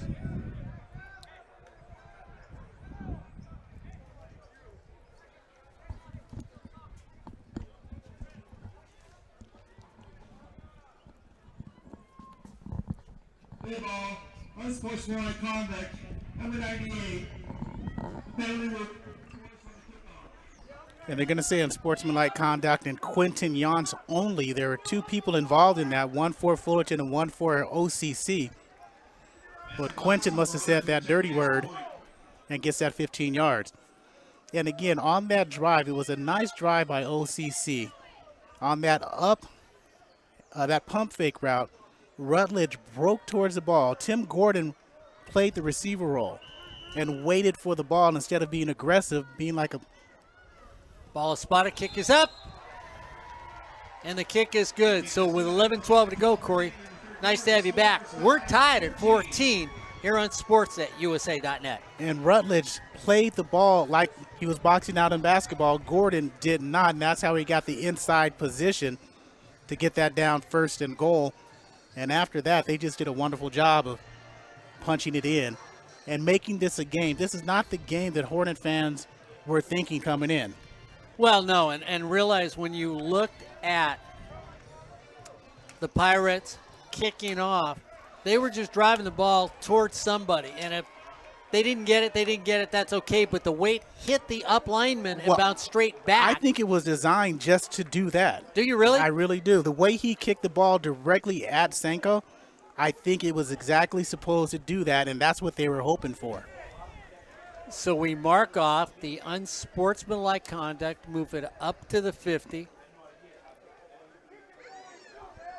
And so the Hornets, well, the first half has gone for naught. It's the Pirates 14, the Hornets 14, here on Sportsnet, USA.net.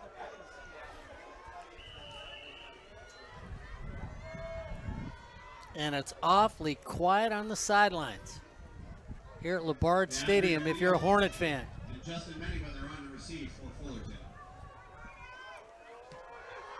Big kick. And McNeil just lets it go out and says, you know what, we'll just start at the 25. So with 11-12 to go, it's the Pirates 14, the Hornets 14. You're watching Hornet football on Sportsnet, USA.net. Don't forget, we don't want to forget our other sponsors. Anderson Lynn, one of the finer CPAs around the area. Little Dunkin' Donuts would be nice right about now here on Sportsnet, USA.net. Or maybe a little, I don't know, an endless basket of fries from Islands. Something to get this Hornet team moving. It's first down and 10 at the 25. Jordan Hoy brings them out. They're going to run it one more time. There it is. Philip Butler cuts the outside. It's a foot race. Now he goes back to the inside. Philip Butler down to the 35. And Corey Neyland kept waiting just for that second gear. Told you he was due for a big 40-yard gain, and that's exactly what he got on that run. Philip Butler now with 78 yards on the day. First down and 10 at the 35. Well, works once, works twice. Philip Butler says, I'll take it again. Let me go down to the 25. So you look at Hunt with his rushing, 116 yards the first half. You look at Butler with 38 yards, but he's moving in on 100 yards in this game. Yeah, now he's got 87 on 8 carries.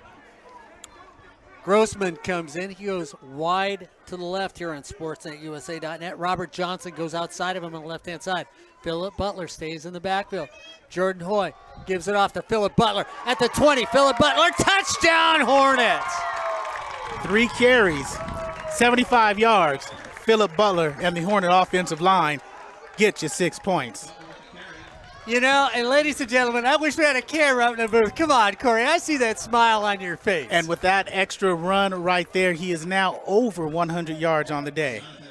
My partner, Corey Neyland, just told me when we walked in today, he goes, Philip Butler's he's gonna easily get one today, Mark.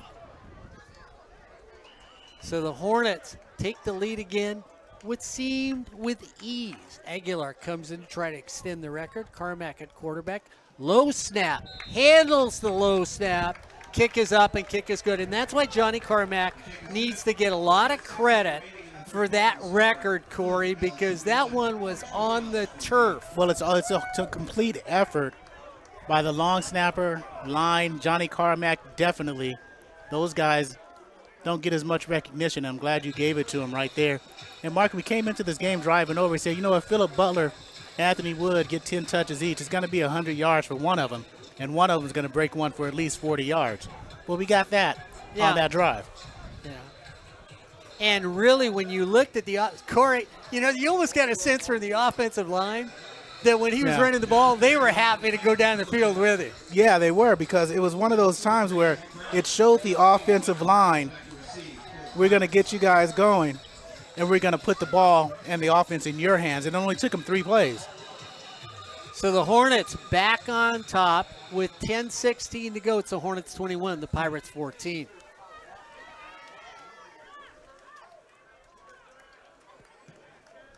Long, deep. Brown's going to let it go into the end zone and take it as a touchback. So it'll come out to the 25 with 10:16 to go. Here in the second half, it's the Hornets 21, the Pirates 14. Here on Sportsnet, USA.net. Remember, Golden West College right after us today here on Sportsnet, USA.net. That's right, Grossmont here at LeBard Stadium. So The cameras aren't moving. New broadcasters will be coming in. Ed Ford's going to have a long day here on SportsNetUSA.net. He'll be sticking around for that second game. Rashawn Haylock, Andrew King calling the action for that. Hornets back up by 7. Whitaker brings them out. Hunt running back. Comes up to the line of scrimmage. First down and 10 at the 25. Hornets back off. Now they come up. Parcells says, I'm coming. He comes right up the middle. Here rolls out. Trying to get taken down. Whitaker gets grabbed by a shoulder pad, spun around, and then taken down for a loss on the play. And that was Montre Bonner again. We'll give him the sack, and that's 5.5 on the season for Montre. That's his second sack today. 4-yard loss on the play. So second down and 14 for the Pirates at the 20-yard line. Whitaker trying to start it up. The Hornets start to come again. Corey, they are going over here, looking at D'Angelo Ross against a big offensive lineman. I feel like D'Angelo Ross would have won that even if he would have been hit as he steps away from the offensive lineman. And when you look at that, that was Will Martin taking on D'Angelo Ross and couldn't handle it. Rutledge comes out here wide to the left. Cox in the slot on the right-hand side. Third down and 14 for the Pirates, right at the 20. Whitaker goes back. Going to go in the middle of the field. Gets knocked down, tipped at the line of scrimmage. And the defensive line has had that prowess of doing that today. Yeah, Marcus Lewis was there. And, again, the defense needed that shutdown for the Hornets. If you're a Hornet fan, you needed that drive for the score. You needed this defensive set to stop them. Now you need another score to get your rhythm back. Jerry Simpson's going to be back. He's going to stand at the 40-yard line. Fourth down for the Pirates.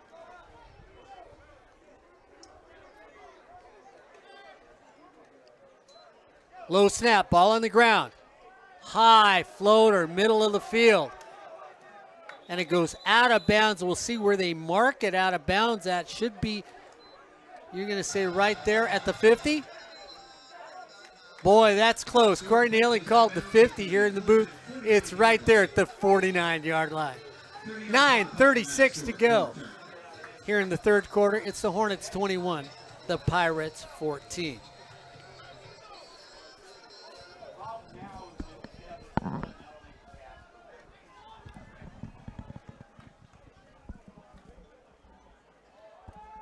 So Jordan Hoyt goes out. McNeil comes out wide to the right. Gross goes out wide to the left.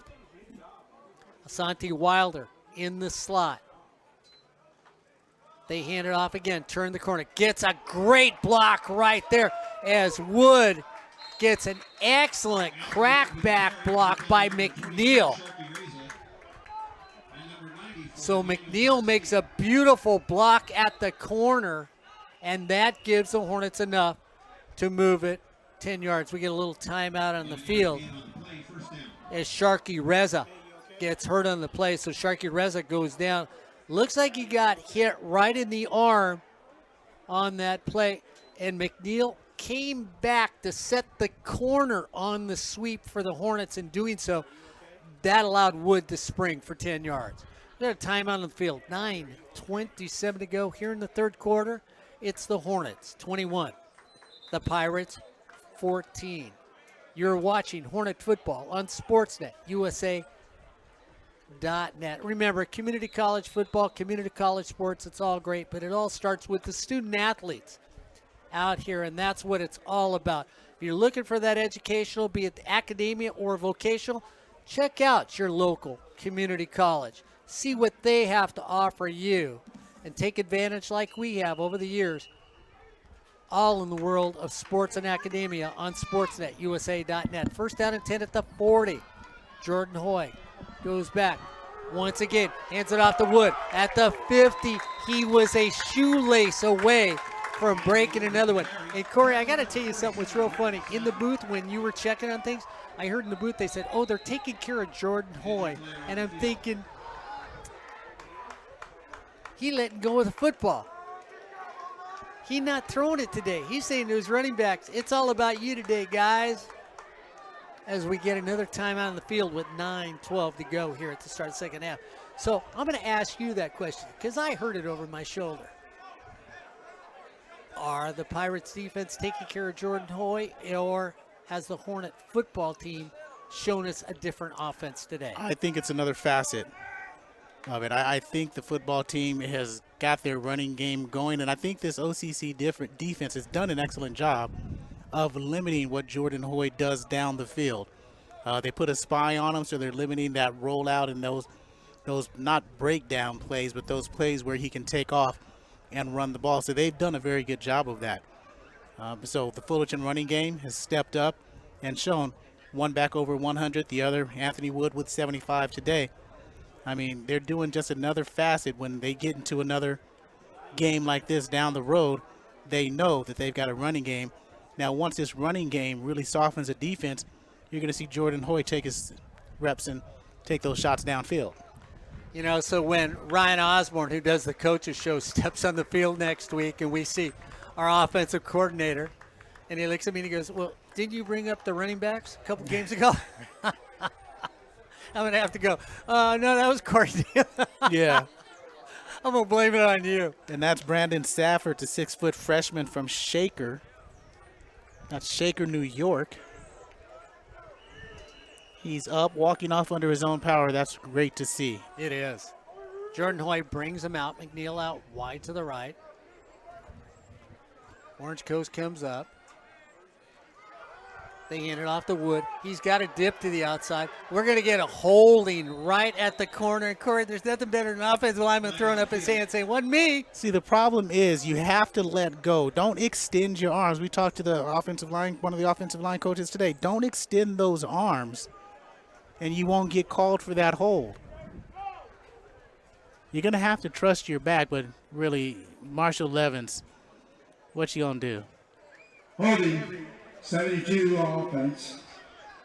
10-yard penalty, still first down. And here's where Jordan Hoy will become dangerous. Turn up the field mic just a little for the white hat so we all knew who that was. You know, or you got to feel bad. Offensive lineman, they turn up the mic and say your number with 8:54 to go here in the third quarter. It's going to bring up a first down and 20 for the Hornets. Jordan Hoy in the backfield.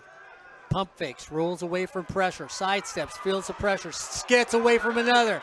Now he says, run downfield. I'm going to throw it to you. Therese Simpson all by himself running down the field. If it was a basket of cookies, he would have left them on the ground. And that's where Jordan Hoy becomes dangerous, moving around the pocket, eluding and evading defenders, and placing it right on the receiver's hands, and Simpson just couldn't haul it in. But there's a flag on the play. And they're going to get illegal linemen downfield. Number 69. That penalty has been declined. Second down. And that'll be Delton Crandall. How far is it, Mark? 5 yards? 5 yards, yeah. Where the flag is thrown is 4 yards. Yeah, it's 5 yards is what you've got. I got to pay attention to that. Yeah, and it is, but it's going to be second down. Mr. Crandall was supposed to be on the air with us last night on sportsnetusa.net. Second down and 20 at the 40. Gross, Santi Wilder. Dries Simpson out wide to the right. What do? Hand it off. Little stutter step. Going and staying on his feet. Wood refuses to go down. Still on his feet. They can't take him down at the 30. He's going to get there to the 30-yard line. It'll bring up third down and 12 for the Hornets at the 30.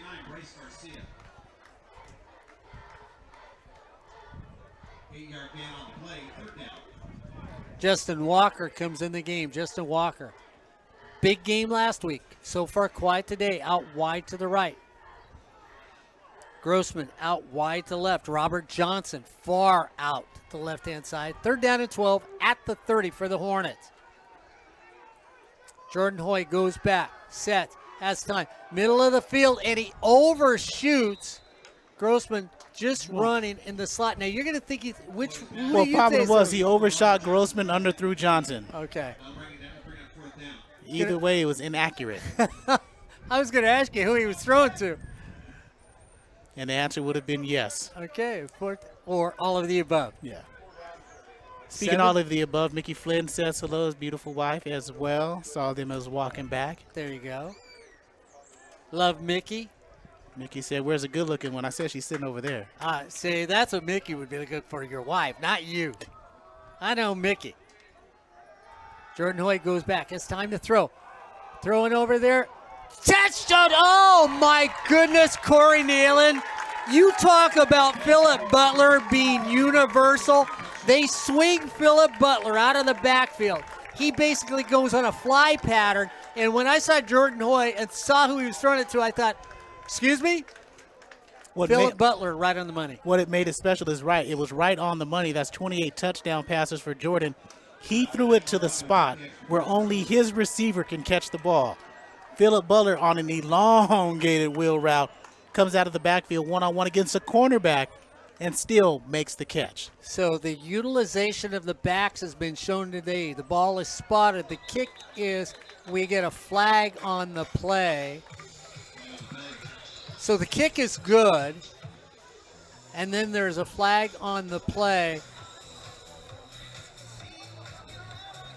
And that, I think that's going to be substitution on the defense. So it's illegal substitution again, Orange Coast. That'll be enforced on the kickoff. So let's go back that play. Go ahead and describe it one more time because Philip Butler has been outstanding today.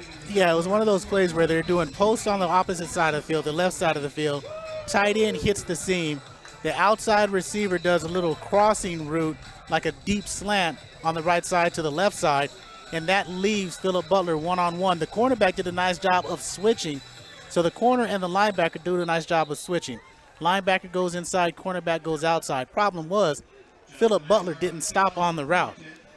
Jordan Hoy knew they were going to the end zone. He waited just long enough and figures, okay, he's got his step. He launches it right to the spot and just goes into the end zone. He puts both feet down for a touchdown. So 7:39 to go. It's the Hornets 28, the Pirates 14 here on Sportsnet USA. .net. Jordan Hoy just continues the march in the record book. So does Mr. Aguilar here on SportsNetUSA.net. Deep kick. Brown's going to take it back, steps back, and he says, I'm going to let it bounce. And so the Pirates will take it out to the 25. 7:39 to go. The Hornets 28. The Pirates 14. You're watching Hornet football on Sportsnet USA.net. Right after this game, Golden West College against Grossmont. That's right. Rashawn Haylock, the man that owns enough shoes to cover this entire football field here at Orange Coast College, LeBard Stadium. I wouldn't say cover the whole football field, but each hash mark would be marked off.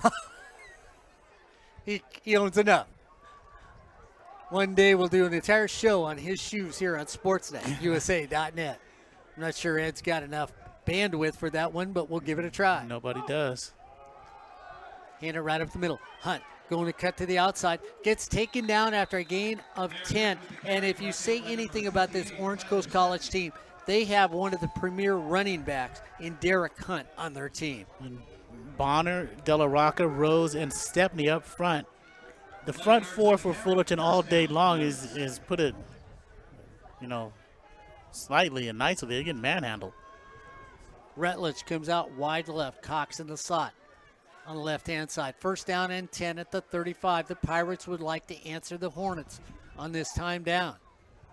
Whitaker looks over. The Hornets come up. Everybody comes up. Whitaker says, got the middle of the field taken there. And Burris says, throw it, and I'll lay a lick on you, which is what he does. Yeah. And that was a good play by Burris because he was a one-on-one. That time you don't want to wait to see if it deflects off the hands and go for the pick. That time you put a body on him, and it's an incomplete pass, so good job. So Parcells in the middle. That's number 43 you see out there. 32 is Chisholm. 36 is Scott on the near side. Those are the linebackers. That number 3 is D'Angelo Ross. The far side, 38, is Tim Gordon. 5, Javon Burris, and number 4 is Dwayne Wood. Second down and 10 right at the 35. Whitaker brings them out. Hornets look like they're coming from the end. They do. They throw it to Cox over here. Misses the one tackle. D'Angelo Ross misses a tackle, and Cox gets a first down. And the first missed tackle by Dwayne Wood. D'Angelo Ross hurt his left hand. Couldn't really wrap up and squeeze, and Cox picks up an extra 3 yards. So they cross midfield. It's going to be down at the 58. Perales now goes from left to right. Rutledge goes to the right-hand side. They switch sides. Cox in the slot again. So that means they're going to throw to the right side. First down and 10. Hornets come up the middle. They back off. Now they bring a linebacker from the outside. Parcells steps up. He's coming. Here he comes up the middle. Takes the block. Thrown up. And it just comes off of Whitaker's hand. Must have been hit on the play. And Just, you're gonna just a duck. Just a lame duck? It was just a duck. Second down and 10. Parcells is just an eruption even if he doesn't get to the quarterback. Yeah, he makes things happen, and that's what you need as Senko comes in for Scott. I mean, he leads the league in sacks. He's team's top tackler. Second down and 10. Whitaker tries to roll away. They're going to throw back, and we get a hole, and there's no call on the play, Corey. I mean, I got Dwayne Wood, basically was saying, wait a minute, you want my jersey? Well, let me take it off first. Will Martin says this ain't soccer, or he thought it was soccer. He wanted to trade jerseys. Third down and 10, right at the 49. Now, if that had been a completed pass and gone for a first down, well. Yeah. Third down and 10. Hornets bring up on the outside. Then they back off.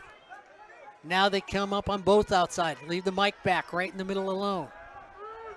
They're all coming. Here they come up the middle. Throwing over there and taking down. Missed tackle.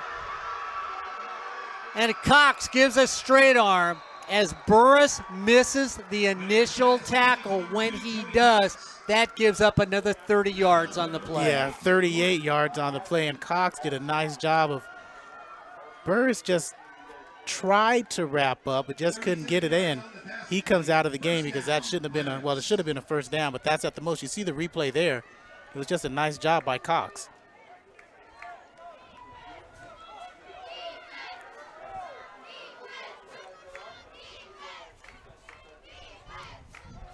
So I handled straight up the middle, trying to get to the outside. Doesn't do it.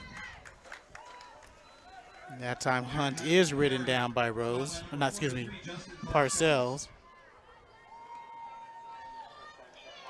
2 yards on the play, second down. So 2nd and 8, right at the 10. I formation, Beaver the up back, Hunt the deep setback. Cox out wide to the left. Get a little motion. We're going to get flags against the Hornets. Free play. Ball out of bounds. Incomplete pass, but they're going to do over with 5:14 to go here in the third quarter. So here comes Sanchez and De La Rocca. Ed Ford making those replays possible. Corey Neyland and I not used to having a director going, another replay. Another replay. Dean, Rose, and Bonner check out. Rounce is in. Repeat, second down. So it's going to be offsides against the defense. Mark off 5 yards. Second down and 3 for the Pirates. Correction, half the distance.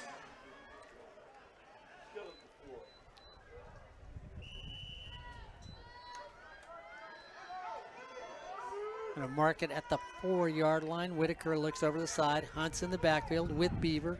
Cox over here on the left-hand side. Rutledge going one-on-one. D'Angelo Ross says, there goes the ball. Hunt drops it, and he's going to get taken for a loss. And and we get a flag, and nobody landed on anybody, Corey. Nobody landed on anyone. They're going to call intent, but why they're going to call it is an Orange Coast sideline call the penalty. The officials automatically throws that flag, which wasn't necessary. So that's going to negate a big loss for the Pirates and a big stop by the Hornets. So there was no contact, but Corey Neyland's going to say, well, with the election right around the corner on Tuesday, nothing better than a little politicking going on a football field. And now the officials are talking with each other. When was the whistle blown? As the crowd wants to know. Personal foul, unnecessary roughness, 98 defense. Half distance to go, automatic first down. Oh, and Brian Crooks is heated. And Brian saw, Corey, I'm sure what we thought we saw, where there was no contact. I don't know if Ed had that on the replay or not. As he dove over the pile. Yeah, and the far side corner, that's new, number 27. It's going to be David Richardson matching up on Rutledge. Cox is being guarded by Ross on the near side here. And on that last play, we did a corner blitz with D'Angelo Ross. So Whitaker brings him back up. New life. Whitaker rolls out, throws it over there, throws it to Beaver coming out of the backfield. Stumbles out of bounds when he crosses the 5 with 4:33 to go. And give credit to Beaver for making that catch, and give credit to Tyler Stepney for making that catch higher than it needed to be. As he jumped in the air, so Whitaker had to throw it over the outstretched hand. That allowed him to, well, caused him to stumble and allowed Fullerton to hold pat for second down. I formation, Hunt's the deep setback. Cox out wide to left, Rutledge out wide to the right. Second and goal. They give it to Hunt. Here they come on the sweep. There's a tackle in the backfield. No flag on the play. And you even get the Hornets talking to the officials saying, come on, man, I'm getting hugged. I'm not on a date. I'm playing a football game with 3:50 to go. Yeah, and Here's that's the third quarter. Dominic Sanchez, 3 yards in the backfield to force them. They lose a yard on that play. So Parcells and Yance were there as well, along with Senka. Third and goal from the 5 with 3:38 to go. Tim Gordon back in the game against Rutledge on that far right side you see on your screen. D'Angelo Ross one-on-one, Corey, here on Cox. Corey said today D'Angelo Ross will pick one. Let's see if it's this play with 3:24 to go. Well, they're not going to test him. I formation. They do. I don't know why. That's another pass breakup. That's his league leading, not 10th on the season. I don't know why you would want to test him. So now do you go to the other side? Yes.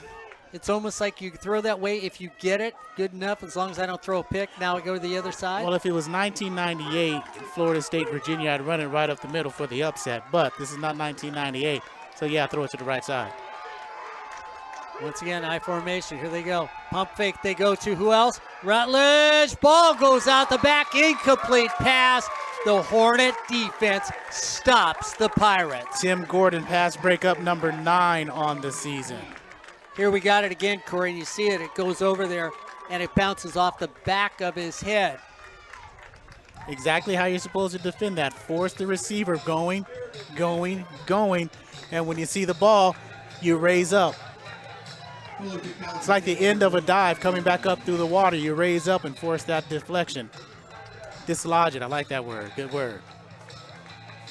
Wait a minute. That's like when you get a Dunkin' Donut caught in your throat and you can't swallow or eat it. Somebody's got to dislodge it. So, yeah, Tim Gordon is phlegmatic. That wasn't good. I'm sorry. Sorry about that, everybody.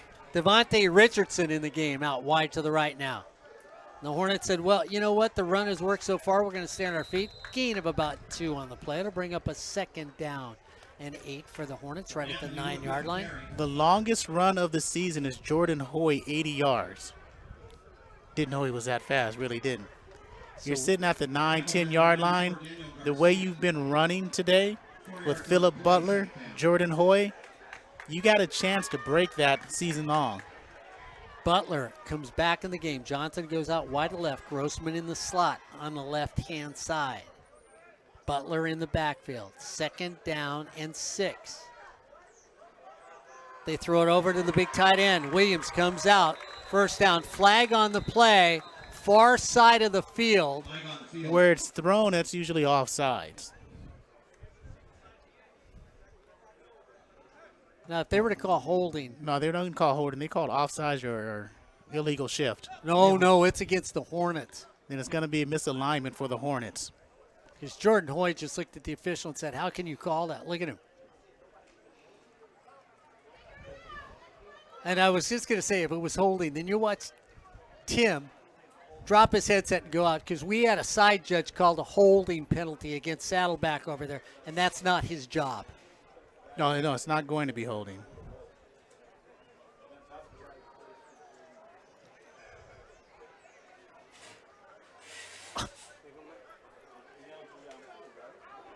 That's what they're calling.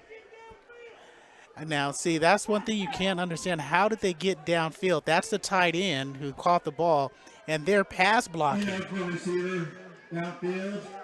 Who? After this is the goal. Now, Still second down. that's when you need a number to say who was the ineligible person downfield. Yeah, that's what I want to know. And they're pointing on the left side, so the only thing that could be, Corey, is if I cover you, you're no longer eligible on the Okay. line of scrimmage. So we've got trips to the left. You can't cover the guy in the slot. In other words, they can't have three guys on the line of scrimmage on the left-hand side and I'll be eligible. You've got to back them off at degrees. Yeah, Jordan that's Hoy true. drops it, picks it up, has to throw, throws it in that direction. Incomplete pass. So if we go back to the ineligible, what it would be is the ends all lined up even. Therefore, you're no longer eligible if I'm covering you. You go down the field. You're an illegal lineman downfield.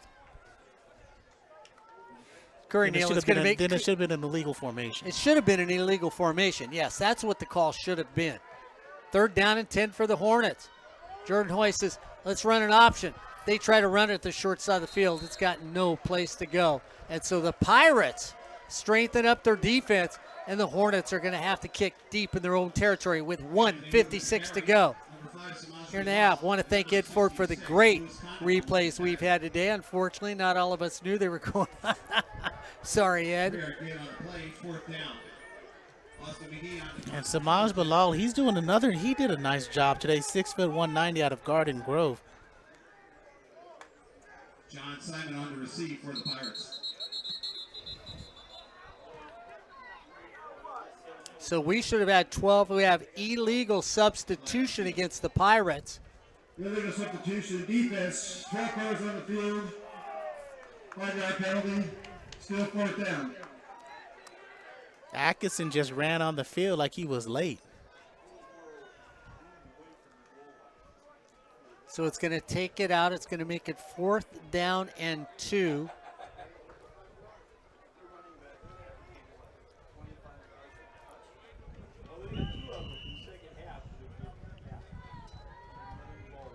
Now, McGahee will kick from the end zone. Has time. End over end. That's going to hit short and give the Hornet bounce. And hit. Ball comes out. It's a fumble. The Hornets come up with it. And that's Everett who comes up with the loose ball. Because there was no fair catch called, the ball and the man. So they're going to say it touched the Hornet player first. Oh, and that's it's a dead horrible ball. call. That's Here's your a the horrible replay call. there. We couldn't see it on the replay. At the 41-yard line. The ball Here's the is replay at the again. 41-yard line. First down. And we're going to see it bounce. That's a horrible call. I can see how they called it because it never got to the receiver. But we're going to see it one more time. And watch the ball. There's the ball, and it stopped right there. And it's hitting the receiver when the Yeah. Hornet hits him. Yeah, I thought it was. That's a fumble. Yeah, I thought it was a fumble. But hey, Orange Coast gets a lucky break. Huh? We just watched the replay twice.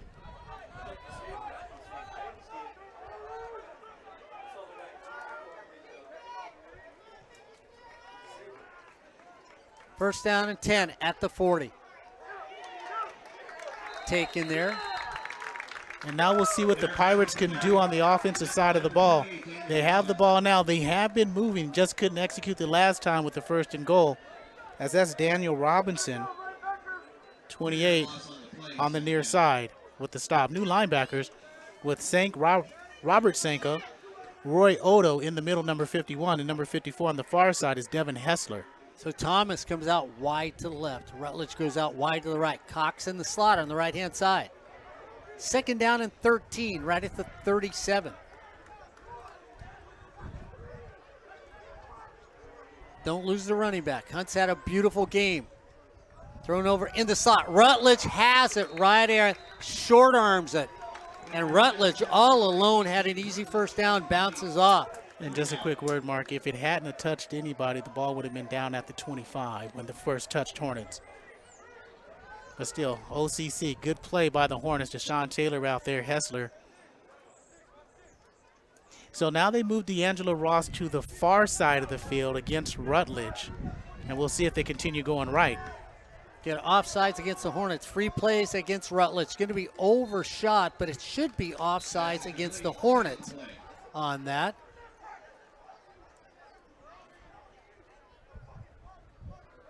And Tyler Stepney not happy. Marcus Lewis comes out. Nick Delarocco comes in. Defense Which is what they call. 5-yard penalty. Repeat, 3rd down.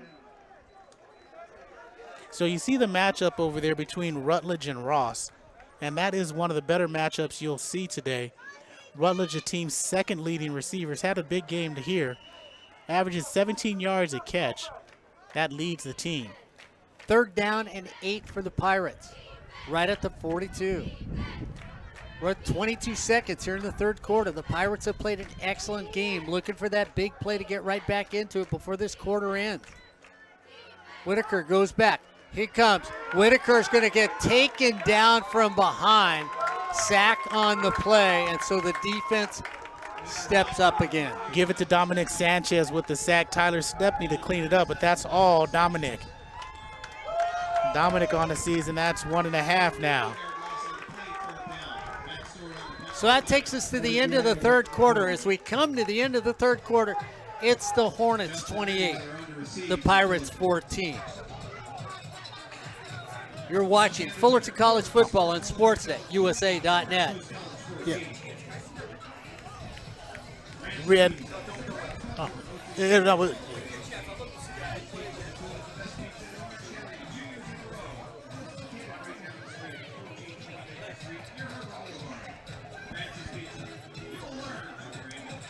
So the Hornets up by 14, 28-14.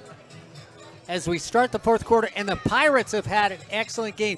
Hunt, who has been able to break plays, hasn't done it so far, but he's one step away. You just don't want that to happen. And the Hornet defense steps up big one more time. Manyweather back deep for the Hornets.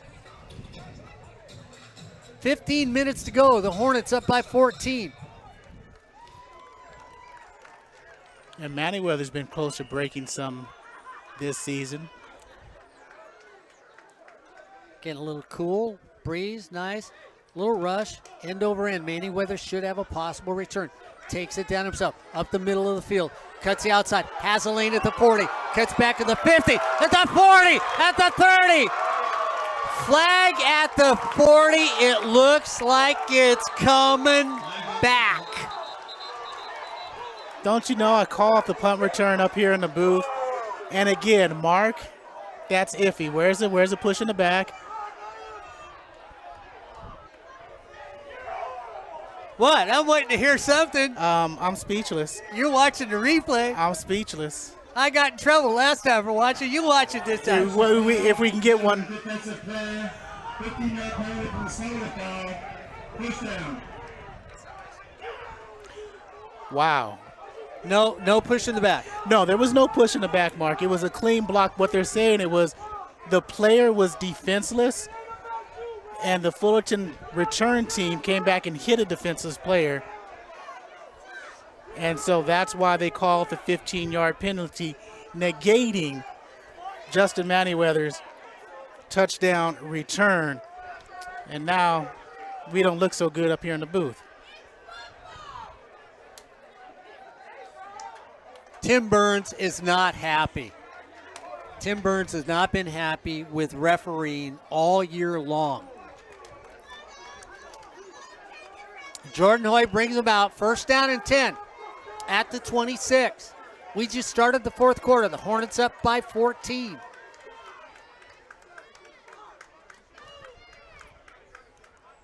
Jordan Hoy taking his time. Goes back, looks the middle of the field, finds his tight end, comes out there, almost stays on his feet as he gets sandwiched.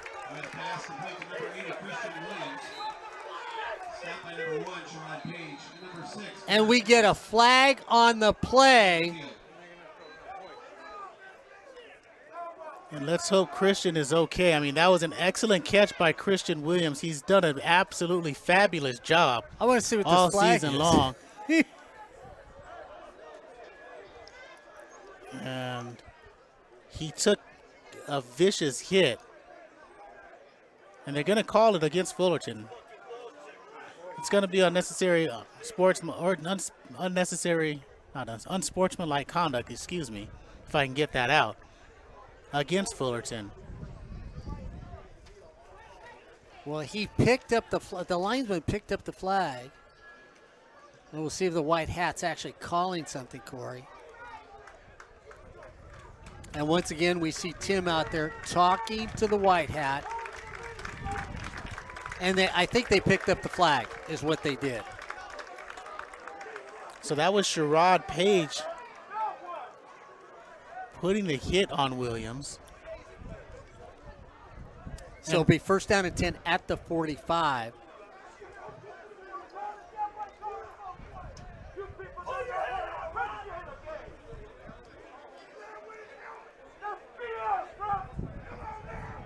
And Christian Williams, as he's walking to the sideline, walking around saying, I'm okay. But he'll be done for the day.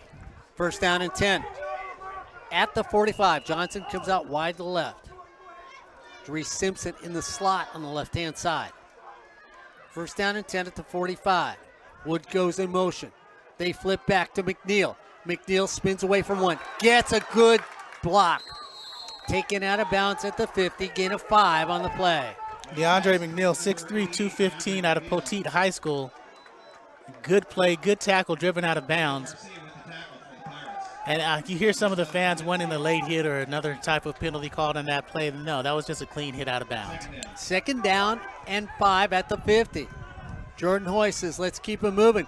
Gives it off to Anthony Woods. Anthony Woods struggles. He's just going to be short of a first down on that one. And for the most part, these officials have done a decent job for the most part today. Yeah, they have. I think they've called a good game. It hasn't been a game with a lot of flags, which slows the tempo down horribly.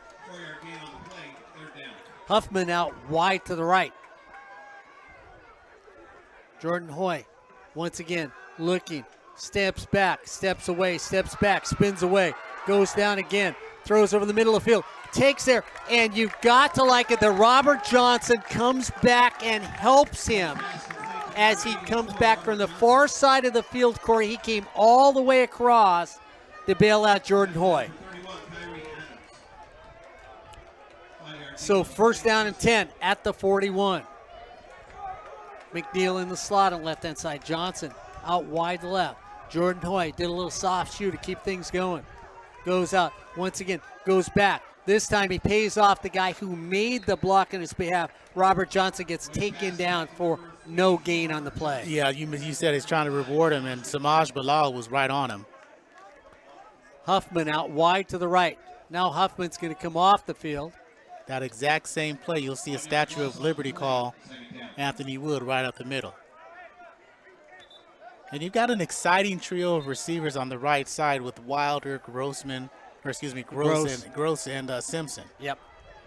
And then you've got McNeil down here on the left-hand side on maybe one-on-one coverage. No, safety help. So they look for him. Jordan Hoy says, I'm looking for you. We get a flag right in the middle of the field. That's normally holding against the offensive line. Yeah, now they brought the safety. It was Gerard Page, but now it is Kyrie Adams. And it is holding against the Hornets. Oh, it's hands to the face by the Hornets. Illegal use of hands to the face, number 56 White. 10-yard penalty, still second down. So that's going to move them back 10 yards with 12:24 to go. It's not been the best played game for Fullerton College. This is the type of game that OCC wanted. Kind of disjointed, rhythmless. and a little bit slow. That's the kind of game OCC wanted. They haven't had the opportunity to score and tie up the game, but they've had the opportunity to get close and keep it close, and just haven't been making the big plays that they needed. 2nd down and 1.5 miles. Jordan Hoyt tries to get them to jump. They don't. They look like they might be coming from the corner. They do. They run a little stunt. Jordan Hoyt says, I'm running myself. Let me take in the middle. I'll stay there. I'll get back a bunch. Nice run by Hoyt as he takes it himself straight up the middle all the way down to the 43. And what he does nicely there is he uses the official as a half quasi blocker as he baits the defender to come in, and he decides, okay, I'm going to go this way or that way to the official. Defender did a nice job of being decisive and bringing him down. Wood in the backfield. Jordan Hoyt's got McNeil out here. Looks for that trio. He's got McNeil. He's got McNeil. Middle of the field. Looks for Darius Simpson, and could have been picked. Should have been picked by Bryce Garcia. Bryce Garcia waited for Jordan Hoyt to make a decision. He dropped back at the last minute in the passing lane of that zone defense they were running and deflected the pass away. So the Hornets are going to punt it away. They're up by 14 with 11:35 to go here in the 4th quarter.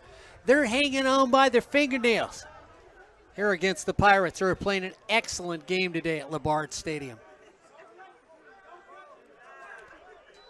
McGahee feels the pressure. Off the side of his foot. Flag gets hit as he gets leveled. Stays down. They're going to down it at the 10. And that's going to be a 15-yard variety.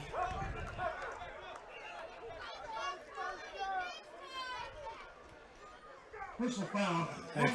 Fullerton's back on offense. Defense, 15-yard penalty. No replay on that one. First down. So roughing the kicker, and the Hornets get new life here in the 4th quarter with 11:25 to go. It's going to take it all the way down to the 28-yard line. One of those penalties Pirates definitely did not need. You stop the Hornets, you get the ball back still with 11 minutes to play. You've got a chance if you can get a couple big plays because your defense is playing an outstanding game. Robert Johnson goes out wide to the right. Grossman in the slot on the right-hand side. Walker comes out wide to the left. Philip Butler in the backfield. Jordan Hoyt says, let's get this moving. Why not give it to himself as he takes it up the middle? 1st down, close to it at the 20. And you see the success that Philip Butler has had in the earlier on. The defenders tend to go with him more, opening that hole up for Jordan Hoyt. Least points they've scored this season, that was 31 against Cerritos in the 2nd game. Go back, throwing it over to Justin Walker, who can't get it, and it really was good defenses. We get a little spout, and see, this is what I talk about when we get, and I don't ever want to see a flag thrown against players, because, Corey, they all talk to each other out on the field. And when you get officials saying, hey, taunting, I just think sometimes you feel good if you beat a good player, offensively or defensively. 3rd down in 1, right at the 20 for the Hornets. Jordan Hoyt hands it straight up the middle. A little stop. Is it enough for a 1st down? I think they've got it. If they do, they've got it just by a couple inches as Philip Butler goes up the middle. You're going to say it's short? Yeah. Fullerton wants a measurement. Where the ball is set up, it's going to be, actually, that looks like it should be a 1st down. 10:43 to go. That's right. It's the Hornets 28, the Pirates 14. You're watching Hornet football on Sportsnet, USA.net. Ed Ford, Corey Neyland, Jason Burch, and me, to boot of babble, Mark Pavlovich. Always happy to bring you all these games here on Sportsnet, USA.net. Don't forget LA Valley later on tonight. Golden West College coming up after this one on Sportsnet, USA.net. They're taking on Grossmont Kegel. A monstrous week last week for Grossmont. 573 yards in the air. Just short.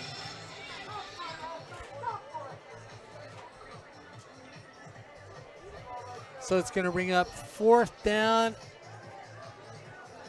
and about 4 inches for the Hornets with 10:43 to go here in the fourth quarter. And here you do, you know what? I wouldn't mind a test play. Run Philip Butler right up the middle. You know what? Christian Williams is back in the game. Tight end on the right-hand side. Walker out wide left. One-on-one with no over-the-top help. Here's a touchdown play if you run it up the middle for either Philip Butler or Jordan Hoy, because if they can get to that second level, they won't be stopped. See if Corey Neyland called it right. Fourth down. They hand it off to Butler. Butler goes off right tackle. First down for the Hornets. Didn't get to that second level. Charlie Morris tripped him up, but again, they get the first down. But you saw Philip Butler thinking the same thing we thought up here. If you get to that second level, get to that 10-yard line, you're gone.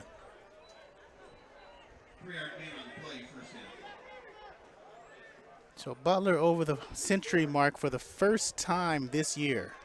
Jordan Hoy goes back, throws it up. Oh, throws it to Philip Butler, who says, wait a minute, was that a Twix bar? I eat Milky Way, sorry. As good as that catch was on the opposite side for the touchdown on the real route, wow, on this side, because he saw no, you know what? We were closer to Philip Butler on the field that time. There was no Hornet, there was no Pirate, just Philip Butler all alone. I think Gabby Neyland made that defensive play against Philip Butler on SportsNetUSA.net. Second down and 10, right at the 15. Jordan Hoy gives it to Philip Butler on the option play. Philip Butler runs right into the tackle instead of cutting inside behind the block. Third down and 7 at the 12-yard line. And I think what this offense, if you're looking for positive, what this does for Jordan Hoy as well, as it, yeah, it's not prolific, but you still throw 2 TD passes, you're still running the offense. What it does for the offensive line is that we can run when we have to. Yeah. Big third down. 7 for the Hornets. Jordan Hoy rolls away from pressure. Here it comes. Throws it up. Gets it. Cuts back. Stay on your feet. First down, Hornets. Refuses to go down, but makes the sticks as Simpson comes back, curls in, catches it, and finds the stick. Eluded 4 players as he's spinning down trying to reach for the end zone. First and goal for the Hornets. Jordan Hoy gives it to Wood. Wood, touchdown Hornets with 9:21 to go in the fourth quarter.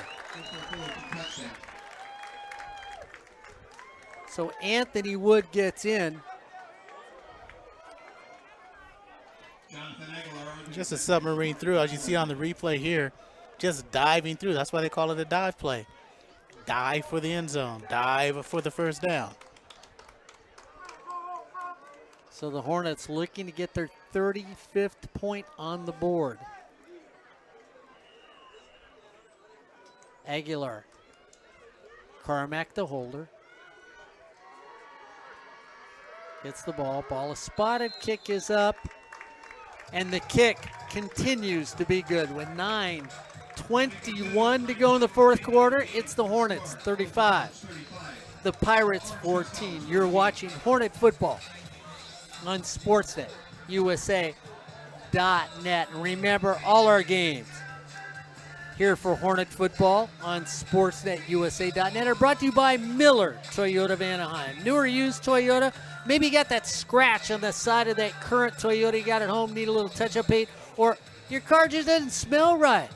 Take it over. They'll clean the whole car for you. And if you're a veteran, or maybe you're looking for those 3-for-1 deals on those tires, there's no better place to go than Miller Toyota of Anaheim, located at Euclid in the 91. Miller Toyota of Anaheim. It's a proud sponsor of community college sports, high school sports, but most of all, education. That's Miller Toyota of Anaheim.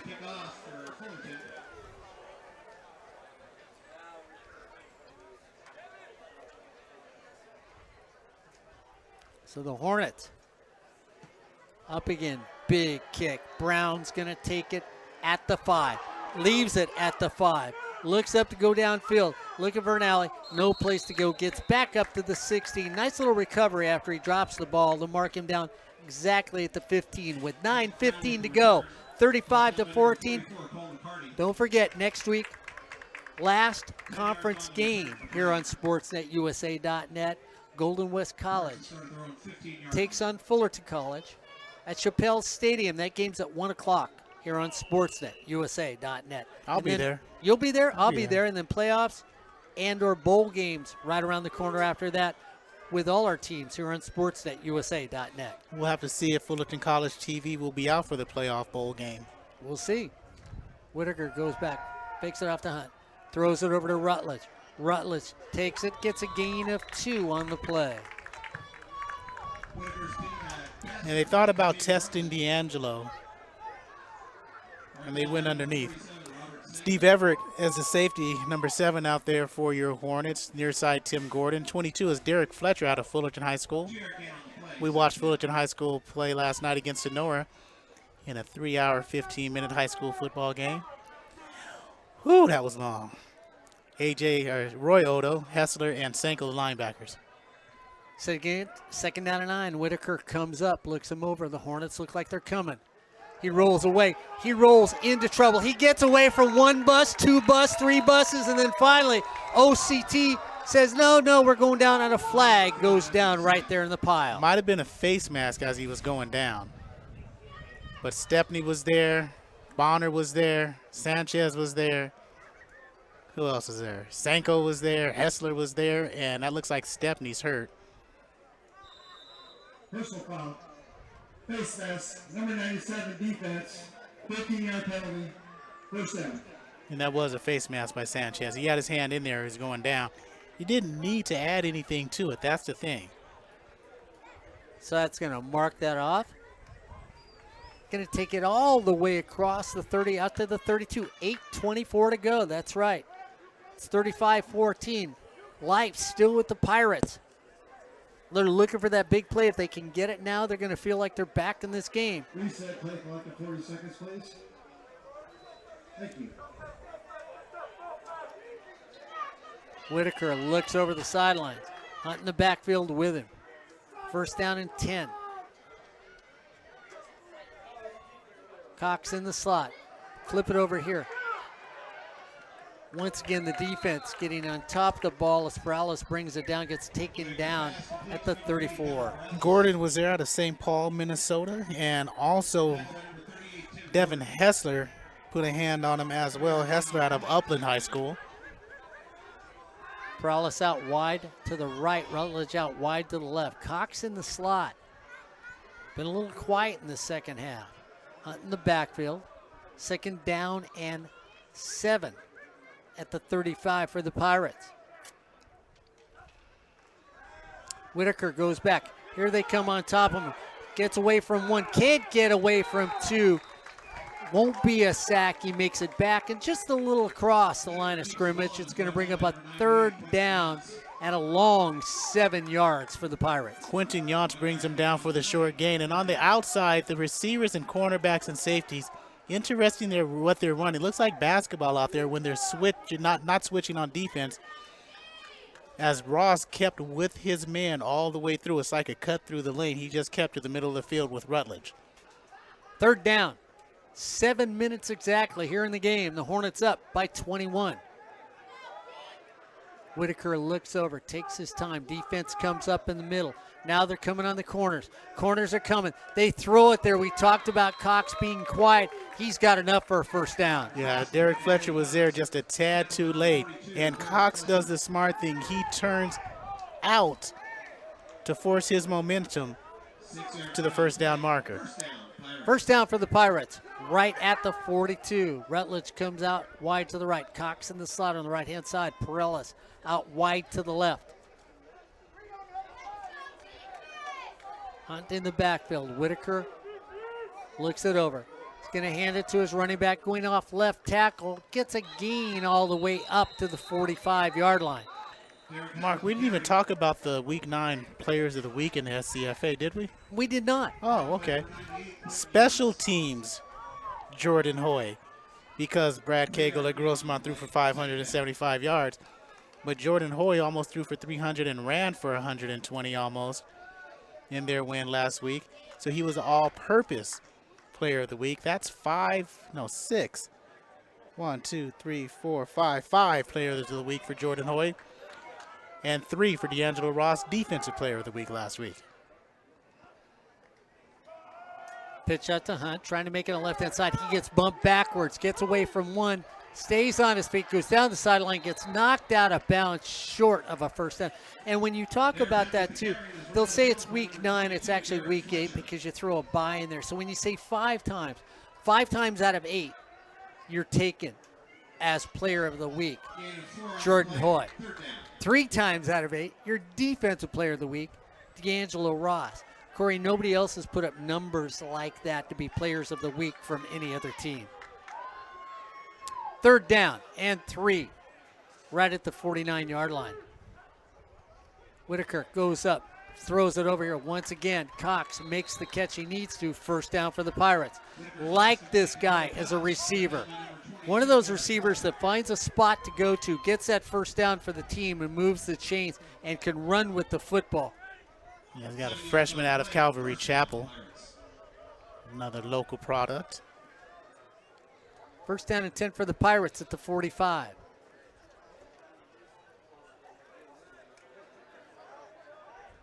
So 1st down and 10 at the 45. Pirates moving down the field one more time. Defense looking. Who else would you go to? And who was there? Corey Neyland was thinking, you know what? And if Rutledge is not there, D'Angelo Ross is heading down to Newport Beach. Yeah, that's another pass breakup, number 11 to lead the conference. And he's got 2 tackles today. 2 tackles, 2 pass breakups. Taking away whatever side of the field he's on. The offense only has, 26 yards to work with on that, width-wise on offense because D'Angelo Ross taking that other side away. So it'll be 2nd down and 10 at the 45. We're at the 5-minute mark in this game, and it looks like the Hornets are going to wrap this up and be waiting for one more next week against Golden West College. We get a flag on the play. And you can see the defense that Fullerton is running right now. They're going to bring the receiver inside, and they're going to let the safety Everett take it. That time they switched it up. Ross is going to stay on the outside and read that play and maybe jump that route from behind. So it's going to be false start, move it back 5 yards, back to the 49. 5 minutes exactly to go. And I'm going to take you real old school. I'm ready. Gary Templeton when he was a cornerback and safety over Santa Ana Valley. Wow. There you go. Newer version, Stephen Randolph back in 2003, 2004, similar size as D'Angelo Ross. They come back, going across the middle of the field. Nice layout and knock the ball down. Textbook defensive play. Cole McCarty out of Upland High School. Steve Everett got away with no penalty called after he hit a defenseless receiver. So it's 3rd down and 15. And yeah, Ross is up there, not the stature and as big as Leah Geary, Conroy Black, but a good comparison would be Stephen Randolph back from those 2003 teams, 2004 teams. 3rd down for the Pirates, right at the 49. Here come the Hornets, up the middle. Once again, Whitaker's trying to get away, gets taken down at the 40. And there is Tyler Stepney, who didn't get the start tonight, but he gets his 1st sack. Team's 2nd leading sacker, gets number 5 on the season. So that's going to take the Pirates all the way back to the 40-yard line. 4:12 to go. It's the Hornets 35, the Pirates 14. You're watching Hornet football on Sportsnet, USA.net. Therese Simpson now comes back in the game, back for the Hornets. Simpson back deep.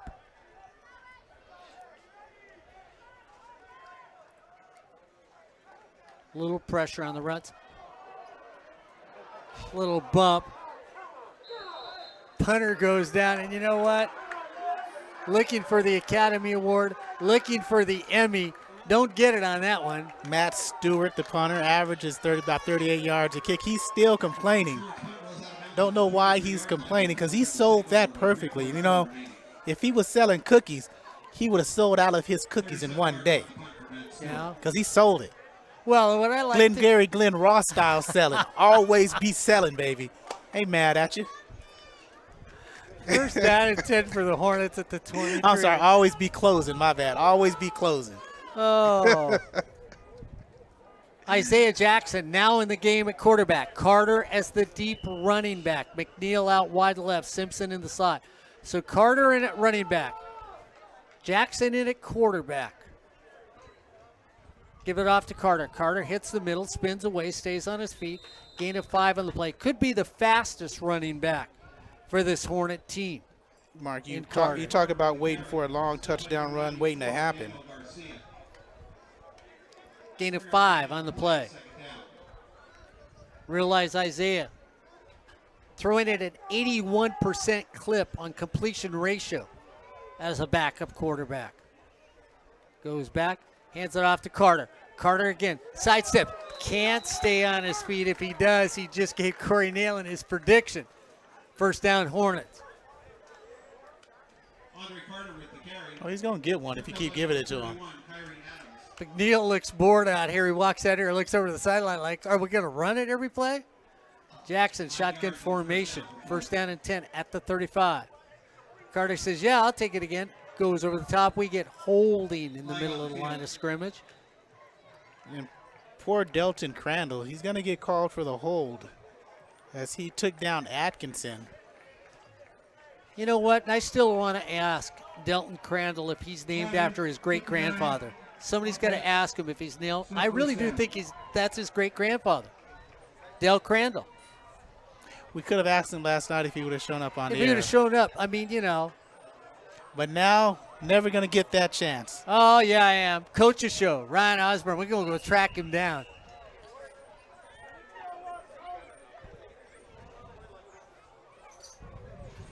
Williams comes over to the sideline.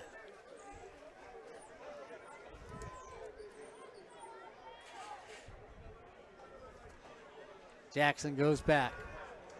It's time to throw. Middle of the field, right on the money. He continues. Corey, a backup quarterback that's throwing over 80% when you watch Isaiah. 85.7%. 22 passes, 19 completions. Just scintillating numbers for a backup quarterback that doesn't play that often. Jackson comes back out. First down and 10 at the 47.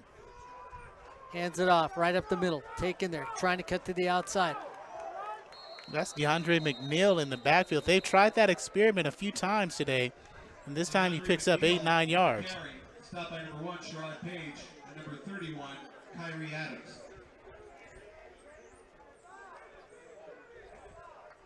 So Richardson's going to go out wide to the right now. Huffman comes out wide to the left. Second down and 1. Right at the 44. Jackson looks over the defense. Hands it off to Derice Simpson. Simpson's looking for a block. Gets to the corner, says, no, I'm going back the other direction. And he's got blocks the other direction. McNeil just got in the way. And McNeil, you know, I like the fact McNeil could have really thrown a vicious block on a defensive player and did not do it. And I like the fact that he didn't do that crackback block.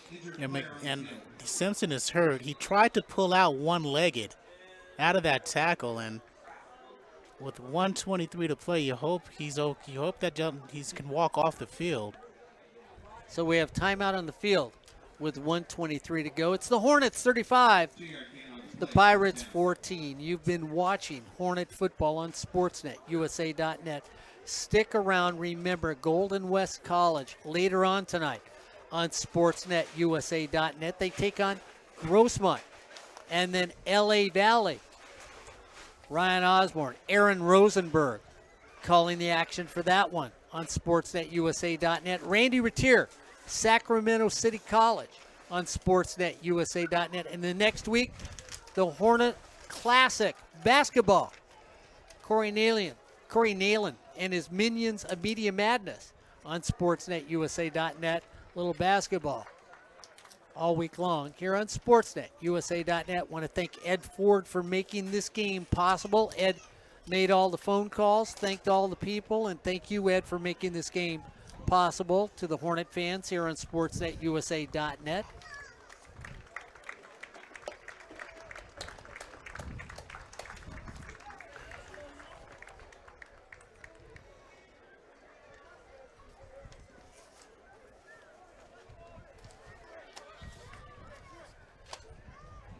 Rashawn Haylock will be coming in later. Rashawn probably knows there's replays on that screen, doesn't he? Probably. Yeah, we didn't. Well, we knew there was a capability. Yeah, we discovered it later. Well, we're just older than Rashawn. What can we say? We're slow. 1:19 to go. Here in the game, the Hornets up by 21. Jackson once again in the backfield. Goes back. Hands it off to Carter. Carter tries to dance the outside. Can't get away. Gets taken down for a loss on the play. Andre Carter with the carry. Brought down by number 34, Melvin Irby. Andre out of Crenshaw High School. Crenshaw High School track team on the football team with their skills players. Walker wide to left. Grossman out wide to the right. Williams in at tight end. Carter in the backfield. Jackson at quarterback. Shotgun formation.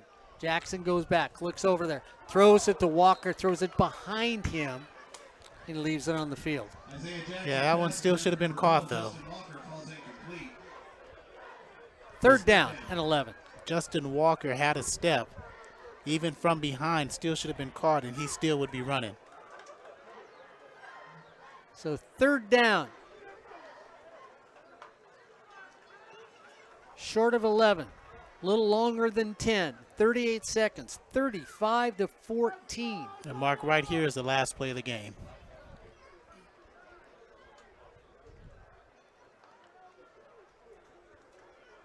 I formation. Right up the middle. Carter's got it. Carter stays on his feet. Carter, 20. Oh, gets taken down, and I thought he had Mr. Neyland's prediction. So did Mr. Neyland. Almost went, yes, there it is. That's what I call. Yeah, and he was brought down by Zareel Williams. And we have a Pirate down at the 40. You see him go right up the middle and get taken down. Right there at the 15, almost all the way gets caught from behind. You know, and I thought I lost weight. Would you just break something? Broke the chair. So much for that diet.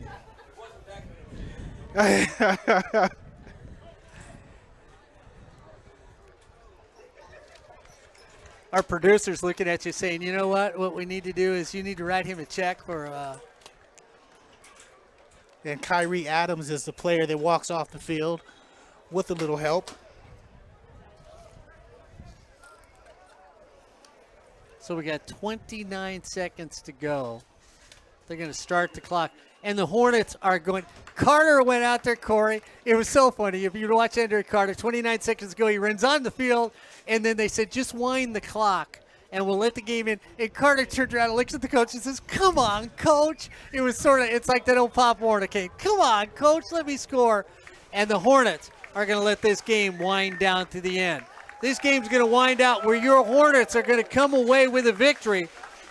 35-14. Don't forget, next week, the last conference game for the Hornets will be at 1 o'clock at Chappelle Stadium and also on Sportsnet, USA.net. As this game comes to an end with the Hornets being victorious over the Pirates, 35-14. You've been watching Hornet football on Sportsnet, USA.net.